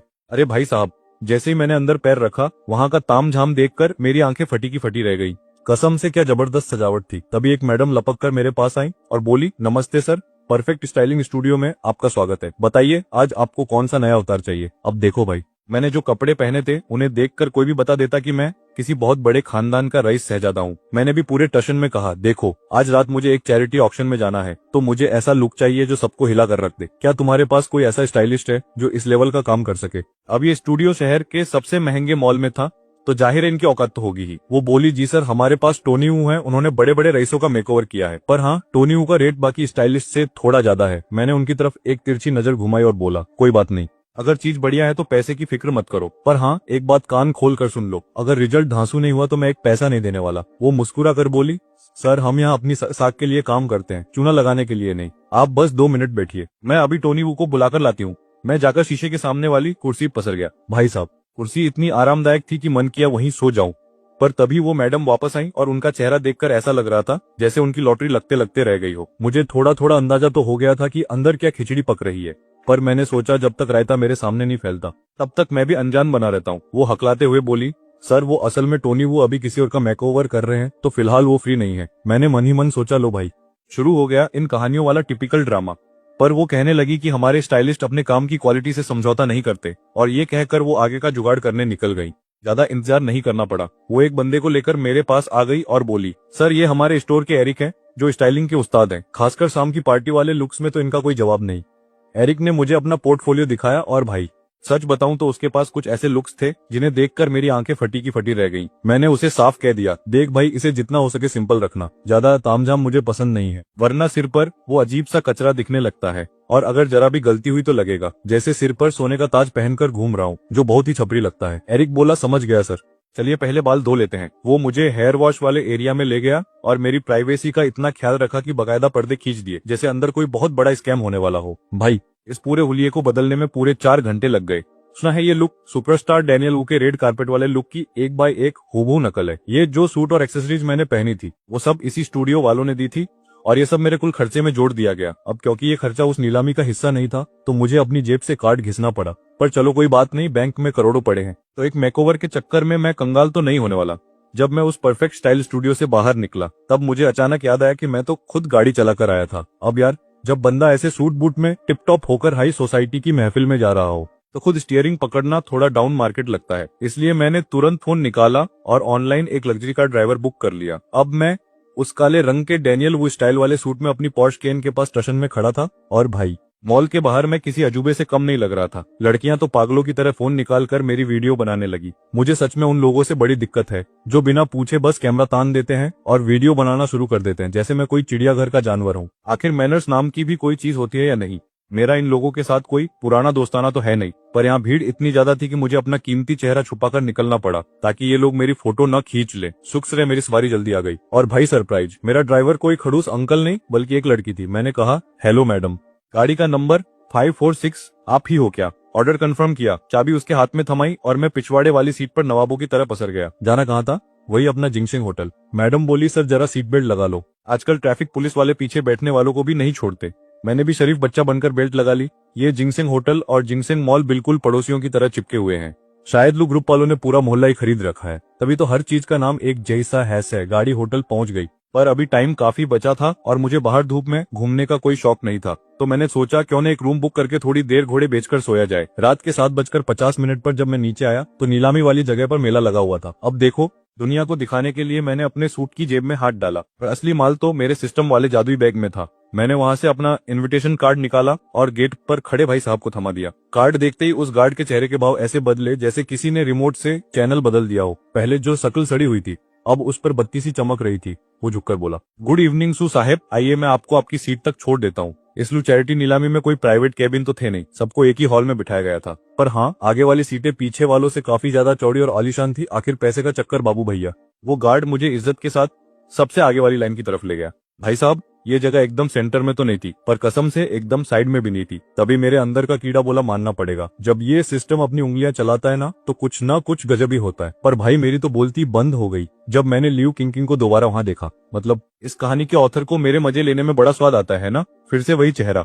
मैंने पीछे मुड़कर अपनी सबसे नकली वाली स्माइल दी और बोला, अरे लियू मैडम, गुड इवनिंग। आज यहाँ कैसे दर्शन दिए? अब मैडम वहाँ अकेली नहीं थी, उनके साथ पूरी एक गैंग चल रही थी, या असल में ये कहना सही होगा कि वो कुछ लोगों के पीछे पीछे आ रही थी। जैसे ही उसने मुझे आवाज दी, वहां मौजूद सबकी गर्दनें एक साथ मेरी तरफ ऐसे घूमी जैसे मैंने उनका उधार खाया हो। तभी उसके बगल में खड़ी एक औरत बोली, ओए छोटी किंग, क्या तू इस लड़के को जानती है? अब ये औरत शक्ल से ही कोई शरीफ इंसान तो बिल्कुल नहीं लग रही थी। इसके चेहरे पर तो बड़े अक्षरों में विलेन लिखा हुआ था। फिर मेरी नजर लियू किंग के उस नीलामी वाले आइटम पर पड़ी। मैं बस टकटकी लगाकर लियू किंग की उस नीलामी वाली चीज को देखने लगा। फिर मैंने लिस्ट को वापस मेज पर रख दिया। जैसे ही रात के 8 बजे होस्ट ने ऐलान कर दिया कि भाई साहब, नीलामी शुरू हो चुकी है, वो स्टेज से नीचे उतरा और ऑक्शन रूम के असली खिलाड़ियों को ऊपर भेज दिया। आज का पहला आइटम था सफेद जेड के गहनों का एक सेट, जिसमें झुमके, कंगन, एक छोटा सा पेंडेंट और बांस की डिजाइन वाली एक हेयर पिन थी। अब देखो, ये सेट किसी मैडम का पुराना इस्तेमाल किया हुआ सामान था, तो मेरा इसे खरीदने का कोई मूड नहीं था। तभी मैंने देखा कि ये लियू क्विंग पता नहीं कब चुपके से मेरी बगल वाली सीट वाले बंदे को हटाकर वहां आकर बैठ गई। मुझे चुपचाप बैठा देख वो फुसफुसाते हुए बोली, क्या तुम्हें ये गहने पसंद आ रहे हैं? अगर कहो तो मैं तुम्हारे लिए इन्हें खरीद लूं। भाई कसम, ये बंदी तो फुल फॉर्म में है और मुझ पर डोरे डालने का कोई मौका नहीं छोड़ रही। पर मैंने भी मन में सोच लिया कि बहन, हम सिर्फ 2 बार मिले हैं, अभी से इतने महंगे गिफ्ट लेकर मैं अपना कैरेक्टर ढीला नहीं करना चाहता। जो चाहिए होगा मैं खुद के पैसों से खरीदूंगा। मेरे मना करने के बाद उसने एक लंबी आह भरी जैसे उसका दिल टूट गया हो। फिर जो हुआ वो तो एकदम सिर के ऊपर से निकल गया। जिस मैडम का वो गहनों का सेट था, उन्होंने खुद ही उसे 12 लाख की भारी भरकम कीमत देकर वापस खरीद लिया। अब ये रईस लोगों का लॉजिक मेरी समझ के बिल्कुल बाहर है, पर चलो, चैरिटी का मामला है तो शायद खुद का माल खुद ही वापस खरीदना इनके लिए कोई बड़ी बात नहीं होगी। आखिरकार पैसा तो नेक काम में ही जा रहा है। इसके तुरंत बाद स्टाफ वाले दूसरा आइटम लेकर आए, जो कि बिना तरासा हुआ जेड का एक बड़ा पत्थर था। ये किसी मर्द के दोनों हाथों के बराबर बड़ा था और पूरा का पूरा लाल रंग में चमक रहा था। दूर से देखने पर ऐसा लग रहा था मानो कोई फिनिक्स पक्षी आग की लपटों से दोबारा जिंदा होकर बाहर निकल रहा हो। मेरी नजरें उस पर ऐसी टिकी कि मैं तो जैसे सम्मोहित ही हो गया। शुरुआत में जब इस पर बोली लगना शुरू हुई, कैटलॉग में जब मैंने इस चीज को देखा था, तभी इसे अपना टारगेट बना लिया था। पर भाई, फोटो और असलियत में वही फर्क होता है जो इंस्टाग्राम फिल्टर और आधार कार्ड की फोटो में होता है। सामने देखने पर यह तो कतई बवाल लग रहा है। ये आग से निकली हुई लाल मणिक यानी रेड जेड स्टोन तो सच में आंखों में चुभने वाली चमक दे रही है। नीलामी करने वाले भाई साहब चिल्लाए, बेस प्राइस 5 लाख और हर बोली कम से कम 50,000 ऊपर होनी चाहिए। अभी नीलामी शुरू हुई थी कि लोग ऐसे पागलों की तरह बोलियां लगाने लगे जैसे फ्री में बट रहा हो। मुझे तो लगा था मैं अमीर हूँ, पर ये लोग तो पैसे को रद्दी समझ रहे हैं। जब भीड़ थोड़ी छंटने लगी और चिल्लाने वाले कम हुए, तब मैंने अपना हाथ उठाया और सीधा 30 लाख की बोली पेल दी। अभी पिछला बंदा 28 लाख पर ही अटक रहा था और मैंने सीधा 2 लाख का जंप मार दिया। एक बंदे की तो वही हवा निकल गई, पर सामने वाले ने फिर भी हिम्मत जुटाकर 30,10,000 बोले। मैंने अपने होंठ सिकोड़े और मन ही मन कहा, बेट ये चिल्लर अपने पास रख, और सीधा 40 लाख ठोक दिए। ये देखकर लू वान्यू की भी भौहें तन गई और वो मुझे ऐसे देखने लगी जैसे मेरा मानसिक संतुलन बिगड़ गया, क्योंकि मैं किसी रूल्स को फॉलो नहीं कर रहा था। सामने वाले ने 45 लाख बोले तो मैंने बिना सोचे समझे सीधा 80 लाख का बम फोड़ दिया। इस झटके ने 2 और लोगों को रेस से बाहर कर दिया और अब मैदान में मेरे अलावा सिर्फ 2 और खिलाड़ी बचे थे। जब बोली 1 करोड़ 20 लाख तक पहुंची तो मैंने बिना एक सेकंड सोचे कंफर्म कर दिया। मेरी टशन ऐसी थी कि सामने वाले को भी समझ आ गया कि अगर उसने 1 रुपया भी ऊपर बोला तो मैं सीधा उसकी पुश्तैनी जायदाद के बराबर की बोली लगा दूंगा। लू वान्यू धीरे से बुदबुदाई, मान गए भाई, तू तो इस नीलामी का सबसे खतरनाक खिलाड़ी निकला। थोड़ा तो सोच समझकर बोली लगाता। 1 करोड़ 20 लाख पर आकर सामने वाले ने घुटने टेक दिए और आगे बोली नहीं लगाई। देखो, ये फिनिक्स जेड मिलना तो बहुत मुश्किल है और कायदे से देखा जाए तो अगर कोई उस्ताद इसे तरासे तो इसके 100 बेहतरीन पीस बन सकते हैं। लेकिन दिक्कत यह है कि इतनी भारी चुकाने के बाद इसे आगे बेचकर मुनाफा कमाना नामुमकिन जैसा है। पर मेरा प्लान इसे काटकर सीधे गहने बनाने का था। वो बेचारा डरपोक आखिर पीछे हट ही गया और ये आग उगलने वाला फिनिक्स पत्थर अब मेरे हाथ चुका था। भाई का मूड अब इतना चमक रहा था कि मानो दिवाली का बोनस मिल गया हो। इसके बाद मैंने हाथ साफ करते हुए एक बैंगनी रंग का ब्रेसलेट और एक पुराना सा फूलदान भी अपनी बास्केट में डाल लिया। मेरे बगल में बैठी लियू किंकिंग की तो आंखें फटी की फटी रह गई थी।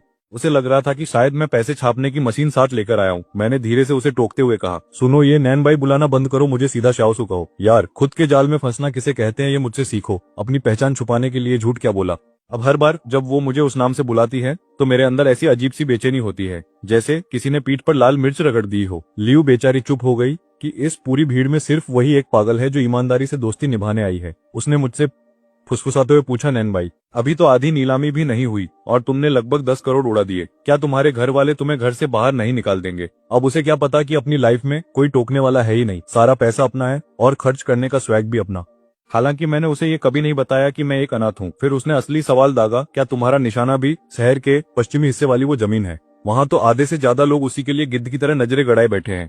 भाई कसम, मैंने जब लिस्ट देखी थी तो मुझे तो वहाँ किसी जमीन का नामो निशान नहीं दिखा। मैंने एकदम भोले चेहरे के साथ पूछा, कौन सी जमीन? क्या यहाँ कोई प्लॉट भी बिक रहा है? मेरी ये बात सुनते ही आसपास के लोगों के चेहरे ऐसे बदले जैसे उन्होंने कोई एलियन देख लिया हो। वो जमीन असल में लू फैमिली के उस रिजॉर्ट के ठीक बगल में है जिसे वो लोग बनाने वाले हैं और वान्यू दीदी का आज का असली टारगेट वही है।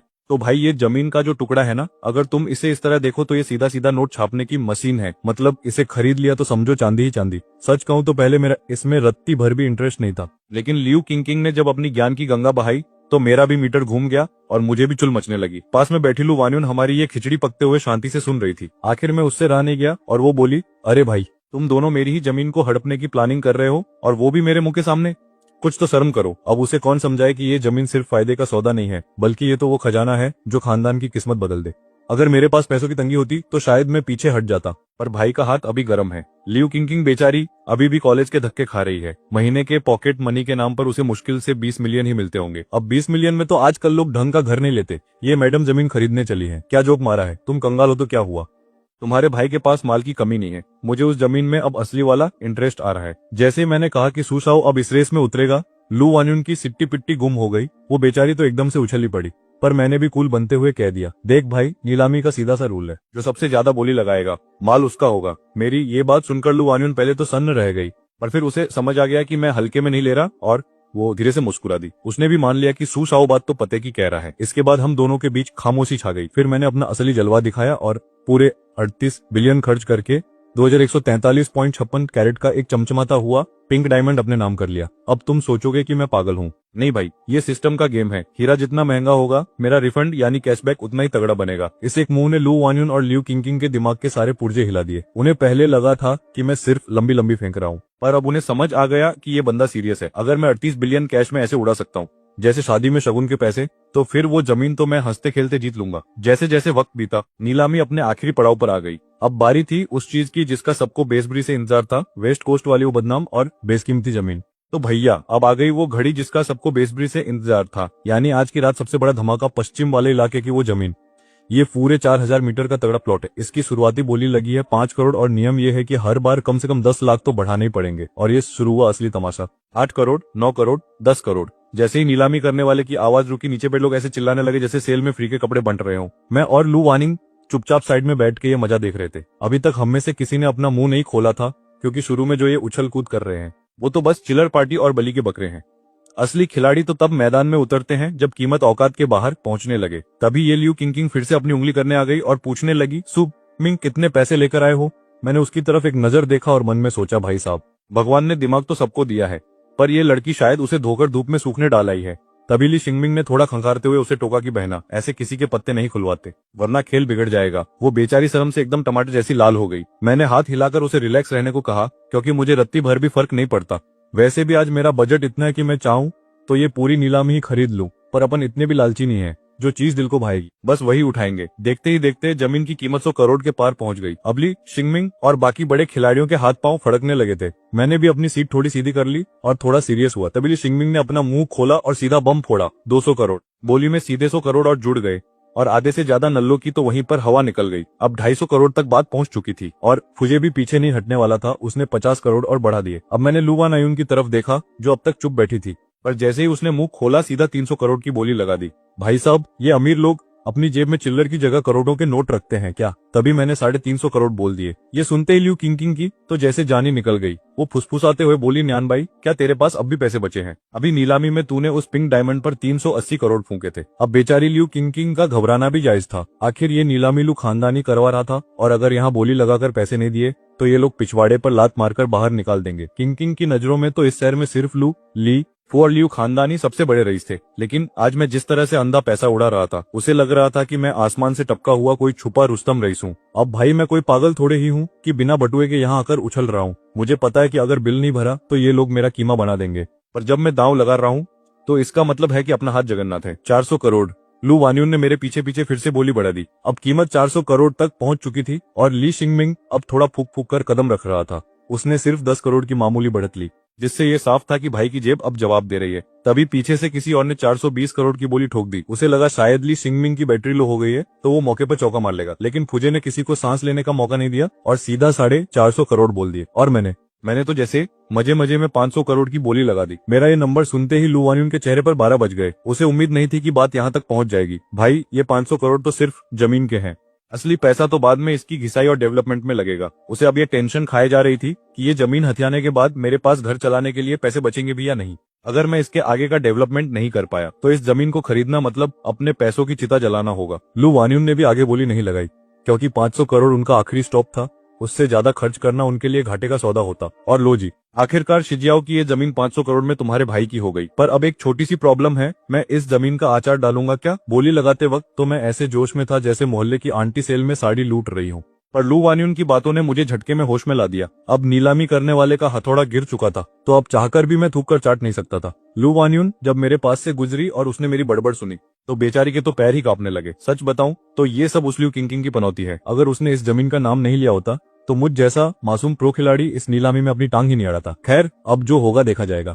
आखिरकार गंगा नहाने का टाइम आ ही गया। फिलहाल तो बिल भरने की बारी थी। मैं पेमेंट काउंटर पर पहुंचा और अपना बिन मांगे पैसे देने वाला ब्लैक गोल्ड कार्ड निकालकर स्वाइप कर दिया। पेमेंट एकदम मक्खन की तरह हो गई और तभी सिस्टम का नोटिफिकेशन टपका, होस्ट, आपने लू चैरिटी नीलामी में अपना टास्क पूरा कर लिया है। मुझे खर्च की गई रकम का 3 गुना रिवॉर्ड मिला और मेरे बैंक अकाउंट में पैसों की बारिश हो गई। इतना ही नहीं, सिस्टम ने मेरी टॉर बढ़ाने के लिए एक प्रो लेवल की बॉडीगार्ड टीम और 17 सीटों वाली एक आलीशान लग्जरी वैन भी गिफ्ट कर दिए। आज का टास्क रिवॉर्ड सुनते ही मेरी आंखें ऐसे चमक उठी जैसे मोहल्ले की आंटी को कोई ताजा गॉसिप मिल गई हो। कसम से ये तो वही बात हो गई कि भूख लगी थी और ऊपर वाले ने सीधे छप्पर फाड़कर पनीर टिक्का भेज दिया। मैं अभी यही सोचकर अपना सिर खुजला रहा था कि इतना सारा कीमती सामान सुरक्षित तरीके से सिन हुआ फू हवेली तक कैसे पहुंचाऊंगा।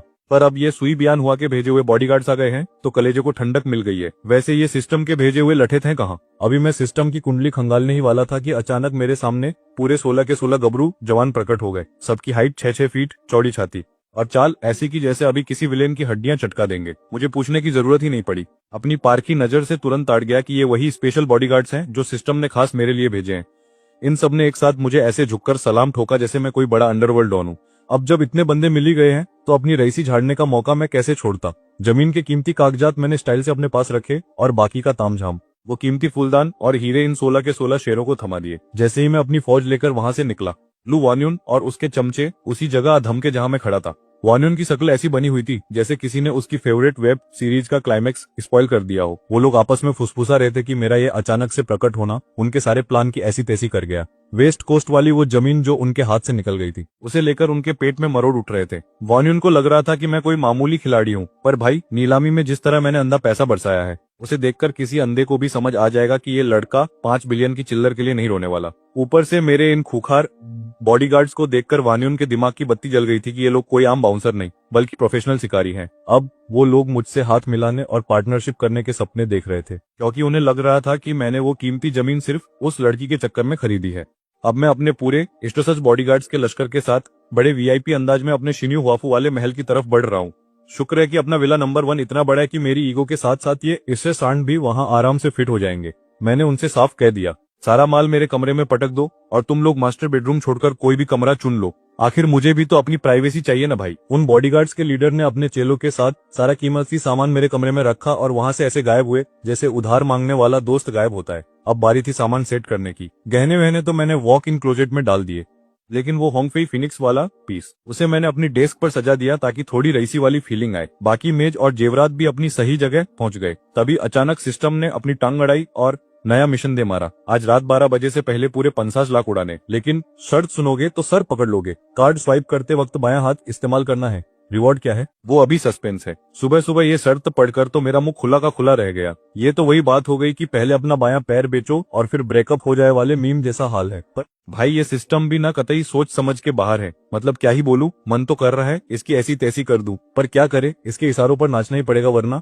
ये मेरी लंका लगा देगा। अब नया नखरा देखो, बोलता है कार्ड स्वाइप करते वक्त सिर्फ बायां हाथ इस्तेमाल करना है। चलो शुक्र है कम से कम पतलून उतारने को तो नहीं कहा, वरना लेने के देने पड़ जाते। खैर मैंने तसल्ली से नाश्ता पेला और अपनी चमचमाती गाड़ी लेकर पुराने वाले पिंजरे, मेरा मतलब है किराए के घर की तरफ निकल पड़ा। हालांकि मैं अब आलीशान शिन्नू विला में शिफ्ट हो चुका हूँ, पर उस पुराने खंडहर में अभी भी मेरा काफी कबाड़ पड़ा हुआ था। अब फुल बॉस वाली फील आ रही है क्योंकि नौकरी को लात मार चुका हूँ और साथ में 16 हट्टे कट्टे बॉडीगार्ड्स की पूरी फौज लेकर घूम रहा हूँ। मैंने सोचा जल्दी से बोरिया बिस्तर समेटूं और उस बेचारी मकान मालकिन दादी को कमरा खाली करके दे दूं ताकि वो किसी और नए मुर्गे को फंसा सके।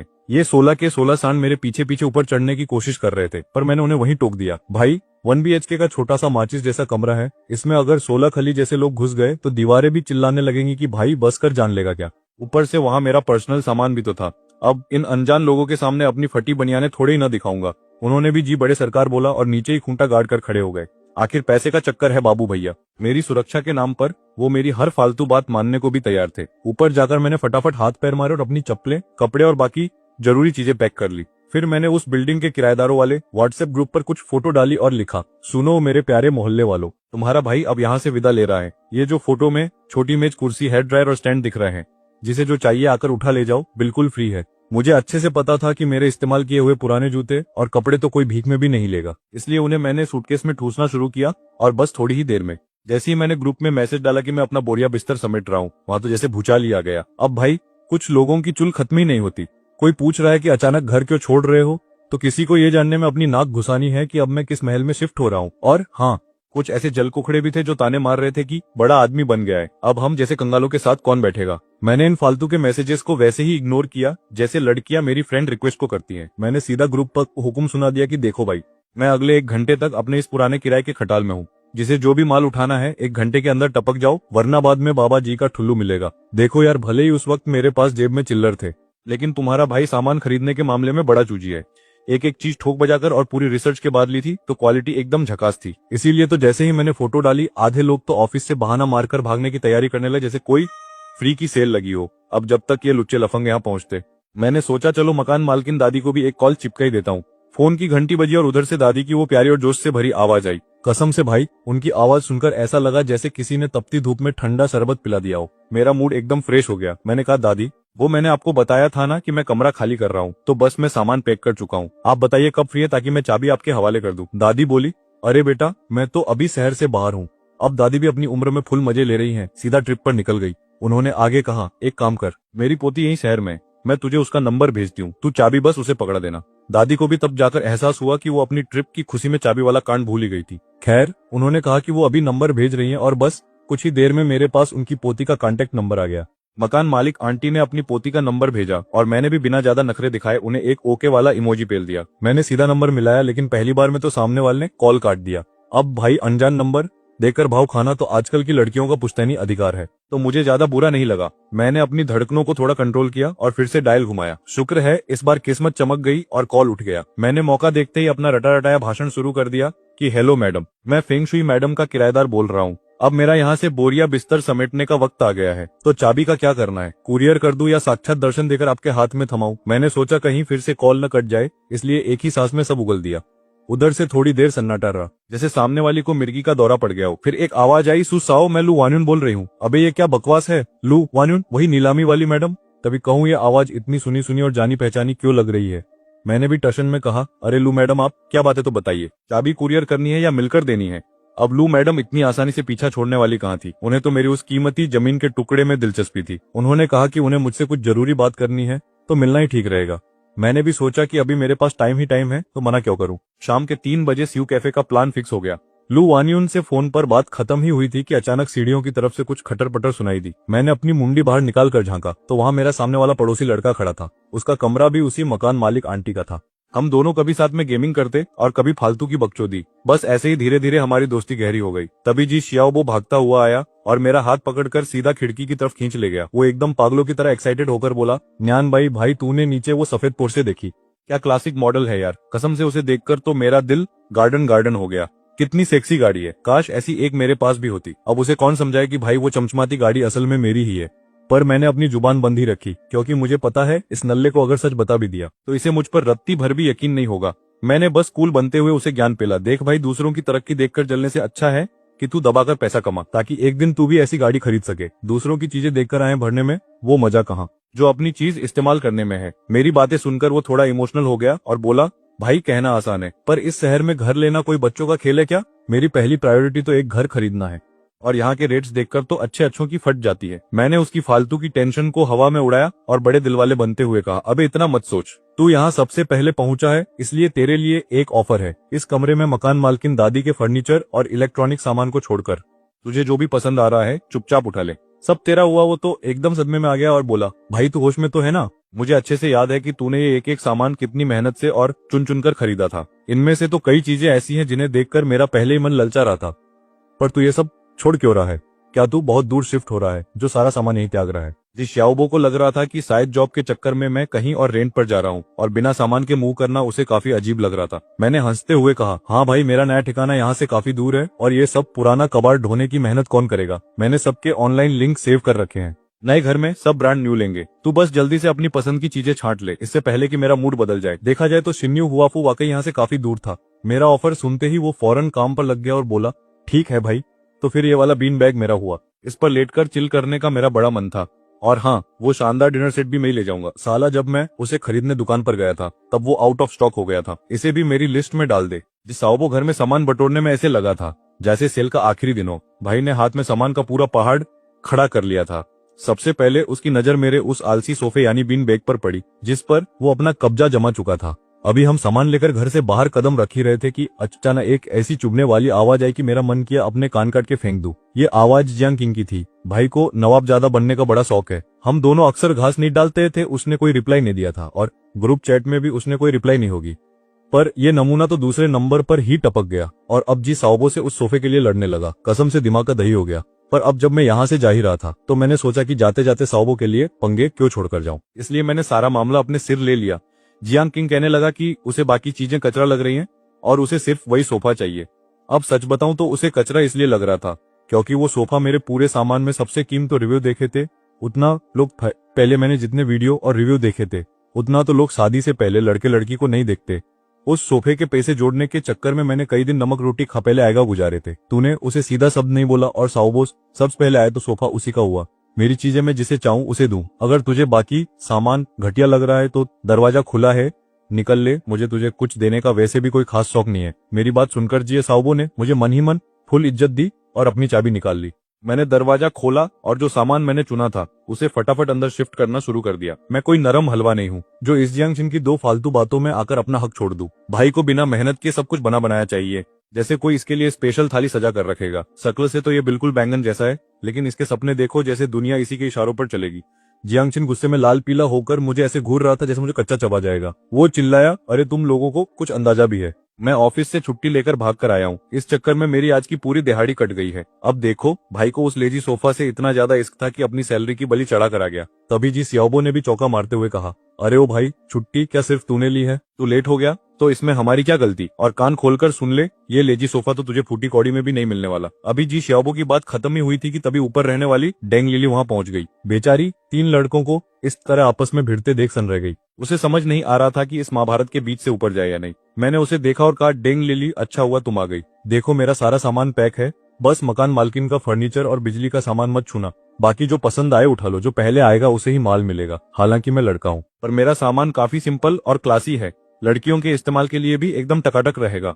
डेंग लिली ने धीरे से सिर हिलाया और जियांग छिन के बगल से किसी बिल्ली की तरह बचकर कमरे में घुस गई। उसने अपने लिए एक हेयर ड्रायर, एक छोटी मेज और एक फ्लोर लैंप चुन लिया। जियांग छिन ने जैसे ही देखा कि डेंग लिली भी सामान बटोर रही है, उसका तो जैसे फ्यूज ही उड़ गया। वो हमारे बीच का सारा झगड़ा भूलकर पागलों की तरह अंदर घुस गया और सामान पर ऐसे टूटा इसे सदियों का भूखा हो। जियांग छिन जिस तरह हर चीज पर झपट्टा मार रहा था, उसे देखकर मेरी तो आंखें फटी की फटी रह गई। क्या ये वही बंदा है जो शुरू से ही तो भाई हमारे नवाब साहब को हर चीज एकदम चकाचक चाहिए, बिल्कुल वो अमीरों वाली बीमारी होती है ना वही। अगले 1 घंटे तक लोग किस्तों में आते रहे महीने, और देखते ही देखते सारा सामान साफ हो गया।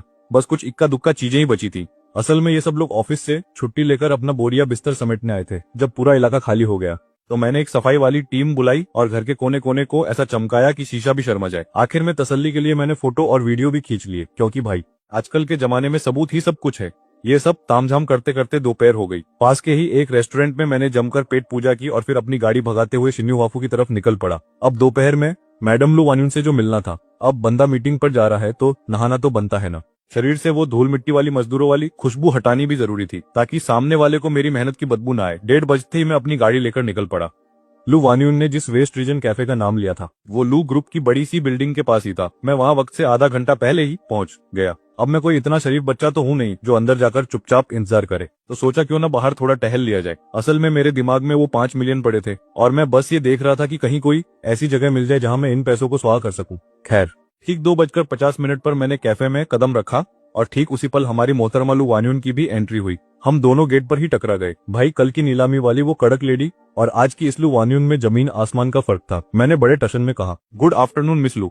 उन्होंने भी मुस्कुराते हुए बड़े प्यार से मुझे अंदर आने का इशारा किया। मैंने भी एक किलर स्माइल दी और हम खिड़की के पास वाली एक बढ़िया सीट पर जाकर जम गए। वहाँ के वेटर तो पहले से ही टक्के लगाए बैठे थे कि कब ऑर्डर मिले। एक वेटर तुरंत लपक कर हमारे पास आया और पूछा कि हम क्या लेना चाहेंगे। मैंने मेन्यू पर एक सरसरी नजर डाली और एक ब्लैक कॉफी और एक कैप्चिनो का ऑर्डर चिपका दिया। वेटर ने कहा, ठीक है सर, अभी लाता हूँ।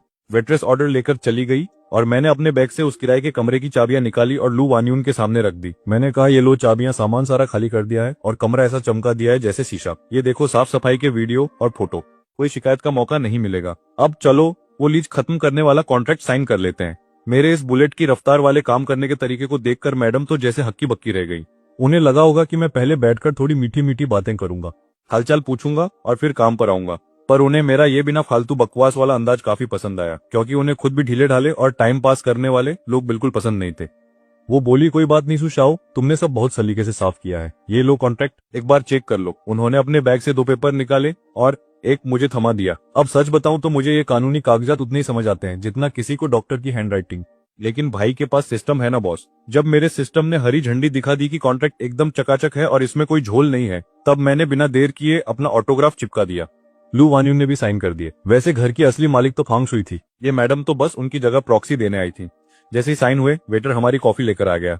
वेटर के जाते ही मैंने सीधे मुद्दे की बात छेड़ी और पूछा, हाँ तो लू मिस, अब बताइए कि आपको मुझसे क्या काम था। वो बोली, सुशाओ तुम जानते ही हो कि कल के ऑक्शन में मैं और ओली शिंगमिंग उस शीजियांग वाली जमीन के पीछे हाथ धोकर पड़े थे, पर तुमने तो बीच में विलेन की तरह एंट्री मार के पूरा खेल ही पलट दिया और जमीन हथिया ली। मुझे लगता है कि तुमने कल बस जोश जोश में वो जमीन खरीद ली है और शायद तुम्हारे पास उसे डेवलप करने का अभी कोई अता पता नहीं होगा। मेरे पास एक धांसू प्लान है, क्या तुम उसमें इंटरेस्टेड हो? ये कहते ही लू वान्यून ने फिर से अपने बैग के अंदर हाथ डाला। मैडम ने पूरी तैयारी के साथ एक फाइल निकाली। मैंने लू वान्यून के थमाए हुए प्रोजेक्ट प्लान को खोलकर देखा तो पता चला कि ये भाई साहब किसी हॉट स्प्रिंग रिसोर्ट यानी गर्म पानी के झरनों वाला रिसोर्ट बनाने की तैयारी में है। कल जिस जमीन पर मैंने अपना झंडा गाड़ा था वो इस पूरे नक्शे में बिल्कुल वैसी फिट हो रही थी जैसे बिरयानी में लेग पीस। मतलब मेरी उस जमीन के बिना इनका ये आलीशान गोल घेरे वाला आलीशान रिसोर्ट अधूरा ही रह जाता। लोकेशन तो भाई एकदम कड़क थी, पर मेरा छोटा सा दिमाग ये नहीं समझ पा रहा था कि लू खानदान जैसा इतना बड़ा ग्रुप जो खुद को शहर का सबसे बड़ा खिलाड़ी समझता है, वो प्रोजेक्ट की जमीन का एक टुकड़ा कैसे भूल गया। क्या इनके पास ढंग का वकील नहीं था या इनका आर्किटेक्ट नशे में था? वैसे लू वान्यून मन ही मन मुझे गालियां दे रही होगी। बेचारी ने सोचा था कि नीलामी तो बस दुनिया को दिखाने के लिए है ताकि प्रोजेक्ट की थोड़ी फ्री में पब्लिसिटी हो जाए। उसे लगा था कि लू खानदान के नाम सबकी हवा निकल जाएगी और कोई बीच में नहीं बोलेगा, पर उसे क्या पता था कि मार्केट में मुझ जैसा एक टाइगर घूम रहा है जिसने बीच में घुसकर उनका पूरा रायता फैला दिया। अब उसकी बातों से साफ साफ खुशबू आ रही थी। 30% ताने, 30% दांत पीसने वाला गुस्सा और 40% अब क्या ही कर सकते वाली लाचारी। मैंने भी अपनी नाक खुजलाई, आखिर थोड़ा शरीफ दिखने की एक्टिंग तो बनती है ना बॉस। मैंने कहा कि देखो यार, मैंने इतना गहराई से नहीं सोचा था, पर चलो अगली बार जब नीलामी होगी तो मैं तुम्हारे बीच में टांग नहीं अड़ाऊंगा। अब भाई अगली बार का तो मुझे भी नहीं पता, बस बोल दिया उसे थोड़ा ठंडा करने के लिए। पर मैडम तो बिजनेस मोड में थी। उन्होंने बात को वापस पटरी पर लाते हुए शीजियांग हॉट स्प्रिंग रिसोर्ट की रट लगाई। मैंने साफ कह दिया कि देखो भाई, पार्टनरशिप में मुझे कोई दिक्कत नहीं है, बस ये बता दो कि मुझे करना क्या है। जमीन तो मैंने बस ऐसे ही ले ली थी, अगर तुम नहीं आती तो शायद मैं इसे किसी और को महंगे में चिपका देता, पर तुम्हारे साथ धंधा करने में फायदा लग रहा है। मुझे बस इतना चाहिए कि मैं आराम से घर पर लेटे लेटे नोट छापूं और मेरा बैंक बैलेंस रॉकेट की तरह ऊपर जाए। उसने तुरंत एक और फाइल आगे कर दी। भाई साहब, ये बंदी तो मुझसे भी ज्यादा तेज निकली। मैंने प्रोजेक्ट की फाइल साइड में रखी और नया कॉन्ट्रैक्ट हाथ में लिया, और मानना पड़ेगा। तो भाई देखो, लू वान्यून 25 की उम्र में ही लू ग्रुप की प्रेसिडेंट बनकर बैठी है, तो उसकी काबिलियत पर शक करना मतलब अपने पैरों पर कुल्हाड़ी मारना है। मैडम में दिमाग तो कूट कूट कर भरा है, लेकिन जैसे ही मैंने फर्स्ट कॉन्ट्रैक्ट की फाइल पर नजर डाली, मेरा माथा ठनक गया। भाई इसमें तो मेरी कोई इज्जत ही नहीं है। मेरी जमीन पूरे प्रोजेक्ट का 10% हिस्सा है, लेकिन ये लोग मुझे मोने सिर्फ 5% की मूंगफली थमा रहे हैं। ऊपर से जमीन के डेवलपमेंट का सारा कंट्रोल भी इन लोगों ने अपने पास रखा है। मतलब मेरी जमीन और हुकूमत इनकी। भाई ये तो सरासर नाइंसाफी है। सच कहूं तो मुझे लग रहा है कि लू वान्यून मुझे कोई भोला भाला बकरा समझ रही है, जिसे हलाल करना बहुत आसान है। मैंने साफ कह दिया, देखो मैडम, मुझे ये डेवलपमेंट का तामझाम समझ नहीं आता। कहीं तुम लोग मुझे चूना लगा दो और मुझे पता भी ना चले। उससे अच्छा ये है कि मैं अपनी जमीन तुम्हें किराए पर दे देता हूँ। तुम अपना रिजॉर्ट बनाओ, जो करना है करो। बस हर 3 महीने में चुपचाप मेरे बैंक अकाउंट में किराया ट्रांसफर कर देना। मुझे यकीन है कि इतने बड़े लू ग्रुप की हालत इतनी भी खस्ता नहीं होगी कि वो थोड़ा सा किराया न दे सके। अब इतनी भी गरीबी नहीं आई होगी, है ना। देखो भाई, पार्टनरशिप सुनने में तो कूल लगती है, लेकिन जब तक रिजॉर्ट से नोट नहीं बरसेंगे तब तक मैं क्या अपनी उंगलियां चबाऊंगा। किराया तो भाई एग्रीमेंट साइन होते ही पक्का है, पैसा कम हो या ज्यादा। मुझे बस एक फिक्स इनकम चाहिए। मेरी ये बात सुनकर तो लू वान्यून के फ्यूज ही उड़ गए। उसने सपने में भी नहीं सोचा था कि कोई ऐसा ऑफर देगा। अक्सर जो लोग इनके साथ हाथ मिलाते हैं उनके पास खुद का प्रोजेक्ट चलाने के पैसे नहीं होते, इसलिए वो पार्टनरशिप के लिए गिड़गिड़ाते हैं। उसने कहा, सुशाओ, तुम्हारा ये आइडिया तो काफी नया और अजीब है, लेकिन मैं अकेली ये फैसला नहीं ले सकती। मुझे कंपनी के बाकी बोर्ड मेंबर्स के साथ इस पर चर्चा करनी होगी। उसके बाद ही मैं तुम्हें कोई जवाब दे पाऊंगी। अरे भाई, मुझे कोई जल्दी नहीं है और नहीं मेरे पास पैसों की कोई कमी है। ये प्रोजेक्ट कब शुरू होता है और कब नहीं, इससे मुझे घंटा फर्क नहीं पड़ता। लेकिन हाँ, लू कंपनी वालों के लिए तो टाइम ही पैसा है। मैडम लू वान्यून ने अपनी ब्लैक कॉफी का आखिरी घूंट भरा और मुझे टाटा बाय बाय बोल दिया। अब भाई, इतनी बड़ी कंपनी की मालकिन है, उसका एक एक सेकंड करोड़ों का है। मेरे जैसे वेले इंसान के साथ इतनी देर बैठकर कॉफी पीना ही उसके लिए बड़ी बात थी। शुक्र है जाते जाते वो बिल भरना नहीं भूली, वरना मुझे अपनी किडनी गिरवी रखनी पड़ती। मैंने बड़े आराम से अपनी कैपुचिनो खत्म की और टशन में कैफे से बाहर निकला। टहलते हुए मुझे वहाँ एक बड़ी जबरदस्त पुरानी स्टाइल वाली मर्दों के कपड़ों की दुकान दिखी। दुकान की मालकिन जियांग याकिन नाम की एक आंटी थी, जिन्होंने खुद को कुछ ज्यादा ही मेंटेन कर रखा था। उन्होंने एक फिटिंग वाली ड्रेस पहनी थी और चेहरे पर इतना मेकअप था कि पूछो मत। अगर वो खुद नहीं बताती कि उनकी उम्र 50 पार है, तो कसम से मुझे तो लगा था कि वो अभी सिर्फ 30 साल की कोई जवान हसीना है। वैसे भी मुझे इन विंटेज कपड़ों से कुछ ज्यादा ही लगाव है, इसलिए मैं सीधा वहां पहुंच गया। पर टाइम कम था, तो मैंने ज्यादा शॉपिंग नहीं की और जियांग याकिन से 2-4 बातें करके वहां से निकल लिया। मैं अपनी गाड़ी की तरफ बढ़ रहा था और जैसे ही चाबी निकालकर दरवाजा खोलने वाला था, तभी पीछे से किसी ने मेरा नाम चिल्लाया, सुनियन भाई। मैंने मुड़कर देखा तो वहां कोई और नहीं बल्कि अपना पुराना सिरदर्द शु शिनियन खड़ा था। आते ही उसका ज्ञान शुरू हो गया। ओए, तू यहाँ क्या कर रहा है? तुझे पता भी है ये कौन सी जगह है? ये लू ग्रुप का इलाका है भाई। यहाँ तेरे जैसे लोगों का कोई काम नहीं है। यहाँ सिर्फ वो लोग दिखते हैं जो दिन रात काम में घिस रहे होते हैं। अब मैं उसे ये तो नहीं बता सकता था कि भाई, मैं अभी अभी इसी कंपनी की असली मालकिन के साथ डेट जैसी कॉफी पीकर आ रहा हूँ। शु शिनियन के चेहरे के एक्सप्रेशन देखकर साफ लग रहा था कि वो मुझे कुछ ज्यादा ही नीचा दिखाने की कोशिश कर रहा है। लोग तो यही समझेंगे कि मैं सिर्फ लंबी लंबी फेंक रहा हूँ। खैर, कल अपना ये चमन चूना यानी कि चियान अस्पताल से डिस्चार्ज हो रहा है और परसों दादाजी का 80वां जन्मदिन है। मेरी प्यारी दीदी ने आकर फरमान सुना दिया कि चलो मेरे साथ, मैं तुम्हारे लिए बढ़िया सा सूट वूट सिलवा देती हूँ ताकि तुम पार्टी में शिरकत कर सको। मैंने भी साफ मना कर दिया, भाई मुझे खुद चलकर बेइज्जती करवाने का कोई शौक नहीं है। मुझे अच्छे से पता है कि ये लोग क्या खिचड़ी पका रहे हैं। दादाजी की पार्टी में ये मुझे अपना गोद लिया हुआ बेटा घोषित करने वाले हैं ताकि इनकी इज्जत भी बच जाए और मेरा पत्ता भी कट जाए। मतलब हद है यार, मानहुआ के राइटर भी क्या क्या लॉजिक लगाते हैं। ये लोग खुद को क्या समझते हैं, चमचमाता हुआ नोट? अगर मेरे पास ये सिस्टम और अंधा पैसा नहीं भी होता, तब भी मुझे इस शू फैमिली के नाम की रत्ती भर भी परवाह नहीं होती। अब दीदी का इमोशनल अत्याचार शुरू हो गया कि तुम मम्मी पापा के सगे बेटे हो, तुम्हें तो आना ही पड़ेगा। मैंने भी सोचा चलो आज इनका मीटर ही डाउन कर देता हूँ। मैंने पूछा, जब से तुम लोगों ने मुझे ढूंढा है क्या एक धेला भी दिया है? कभी गलती से भी पूछा कि मैं जी रहा हूँ या बस कट रहा है? उस लाडले चियान की महीने की पॉकेट मनी कितनी है और मुझे अब तक क्या मिला? उसे हर साल जन्मदिन पर क्या क्या महंगे गिफ्ट मिलते हैं और मुझे क्या मिला? ये सब असल में मेरा हक था और मैं उससे कुछ वापस नहीं मांग रहा। यही मेरी शराफत है। अगर खून का रिश्ता है बॉस, तो तराजू के दोनों पल्ले बराबर होने चाहिए ना।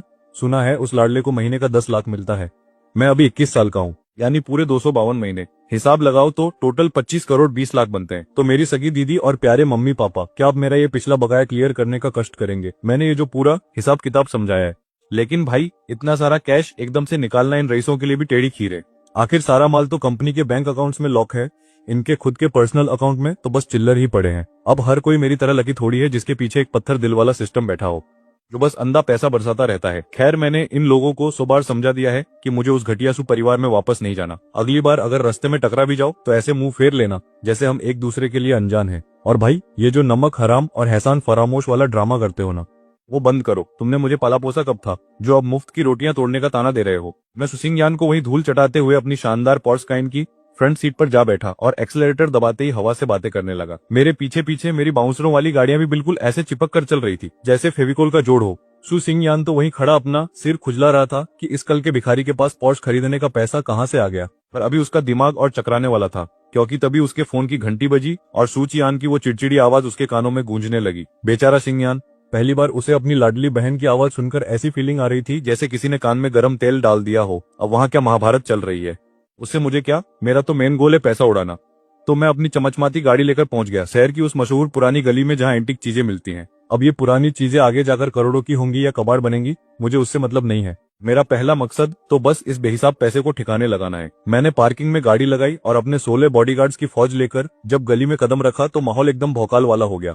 सड़क किनारे बैठे छोटे दुकानदार ग्राहकों को फंसाने के लिए जोर जोर से चिल्ला रहे थे, पर मेरी नजरें तो बड़ी दुकान पर थीं। काफी देर तक यहाँ वहाँ भटकने और दुकानों की कुंडली खंगालने के बाद मेरी नजर पड़ी जू बाऊ झाईसाम की दुकान पर। नाम सुनकर ही लगा कि यहाँ किस्मत चमकने वाली है। दुकान के अंदर सन्नाटा पसरा था और काउंटर पर एक बूढ़े दादाजी बड़े प्यार से अपनी किसी पुरानी चीज को ऐसे चमका रहे थे जैसे वो उनका इकलौता वारिस हो। मुझे अंदर आता देख उन्होंने भाव तक नहीं दिया, जैसे मैं कोई अदृश्य आत्मा हूँ। पर दुकान का ठाट बाट देखकर लगा कि यहाँ माल असली मिलेगा। मैंने भी बिना टाइम वेस्ट के सीधा मुद्दे की बात की। ओ दादाजी, मुझे एक कड़क वाला जीशा टी शर्ट चाहिए। मेरे हुआफू नंबर 1 वाले विला के टी रूम के लिए एकदम फिट बैठना चाहिए। अफसोस मेरे पास कोई चाय का सेट नहीं था, क्योंकि मैं वैसे भी चाय वाई ज्यादा पीता नहीं हूँ और कभी जरूरत भी नहीं पड़ी। पर आज के इस पैसे उड़ाने वाले टास्क ने मुझे याद दिला दिया कि मेरे चाय के कमरे में बर्तनों का अकाल पड़ा है, इसलिए मैं यहाँ चला आया। मेरी बात सुनकर वो बूढ़े बाबा जो अपनी दुकान चमकाने में लगे थे, उन्होंने काम रोका और बड़े प्यार से सामान काउंटर पर रख दिया। बोले, बेटा, चाय के बारे में कुछ जानते भी हो या बस मुंह उठा के आ गए। बाबा थोड़े ठंडे मिजाज के थे पर फिर भी जवाब सीधे दे रहे थे। मैंने साफ कह दिया, देखो बाबा, मैं आपसे झूठ नहीं बोलूंगा। मुझे चाय की रत्ती भर समझनी है। बस मेरे चाय वाले कमरे में एक सेट की कमी है और मेरे पास इतना पैसा है कि मुझे समझ नहीं आ रहा कहाँ फेंकूं। मुझे बस खर्चा करना है, चाय से मेरा क्या लेना देना। बाबा कहने लगे, जब कुछ पता ही नहीं तो ये कीमती पर्पल क्ले वाले बर्तन लेकर क्या करोगे। बाहर से कोई भी सस्ता मॉडर्न सिरेमिक सेट ले लो। मैंने तुरंत अपनी सतर्क वाली आंखें निकाली, क्योंकि मुझे लगा कि कहीं ये खूसट बुड्ढा मेरा काट तो नहीं रहा। पर वो बोले, शांत हो जाओ लड़के, मैं तुम्हें कोई मौत का खेल खेलने के लिए नहीं कह रहा। बस यहाँ बैठो और देखो मैं चाय कैसे बनाता हूँ। अगर तुमने एक अच्छी चाय की प्याली बना ली तो समझो टेस्ट पास। वो मुझे दुकान के अंदर ले गए जहाँ एक मस्त पिशू वाला टीपेट रखा था। भाई, उसे देखते ही मेरा दिल आ गया। इतना क्यूट था कि क्या बताऊं।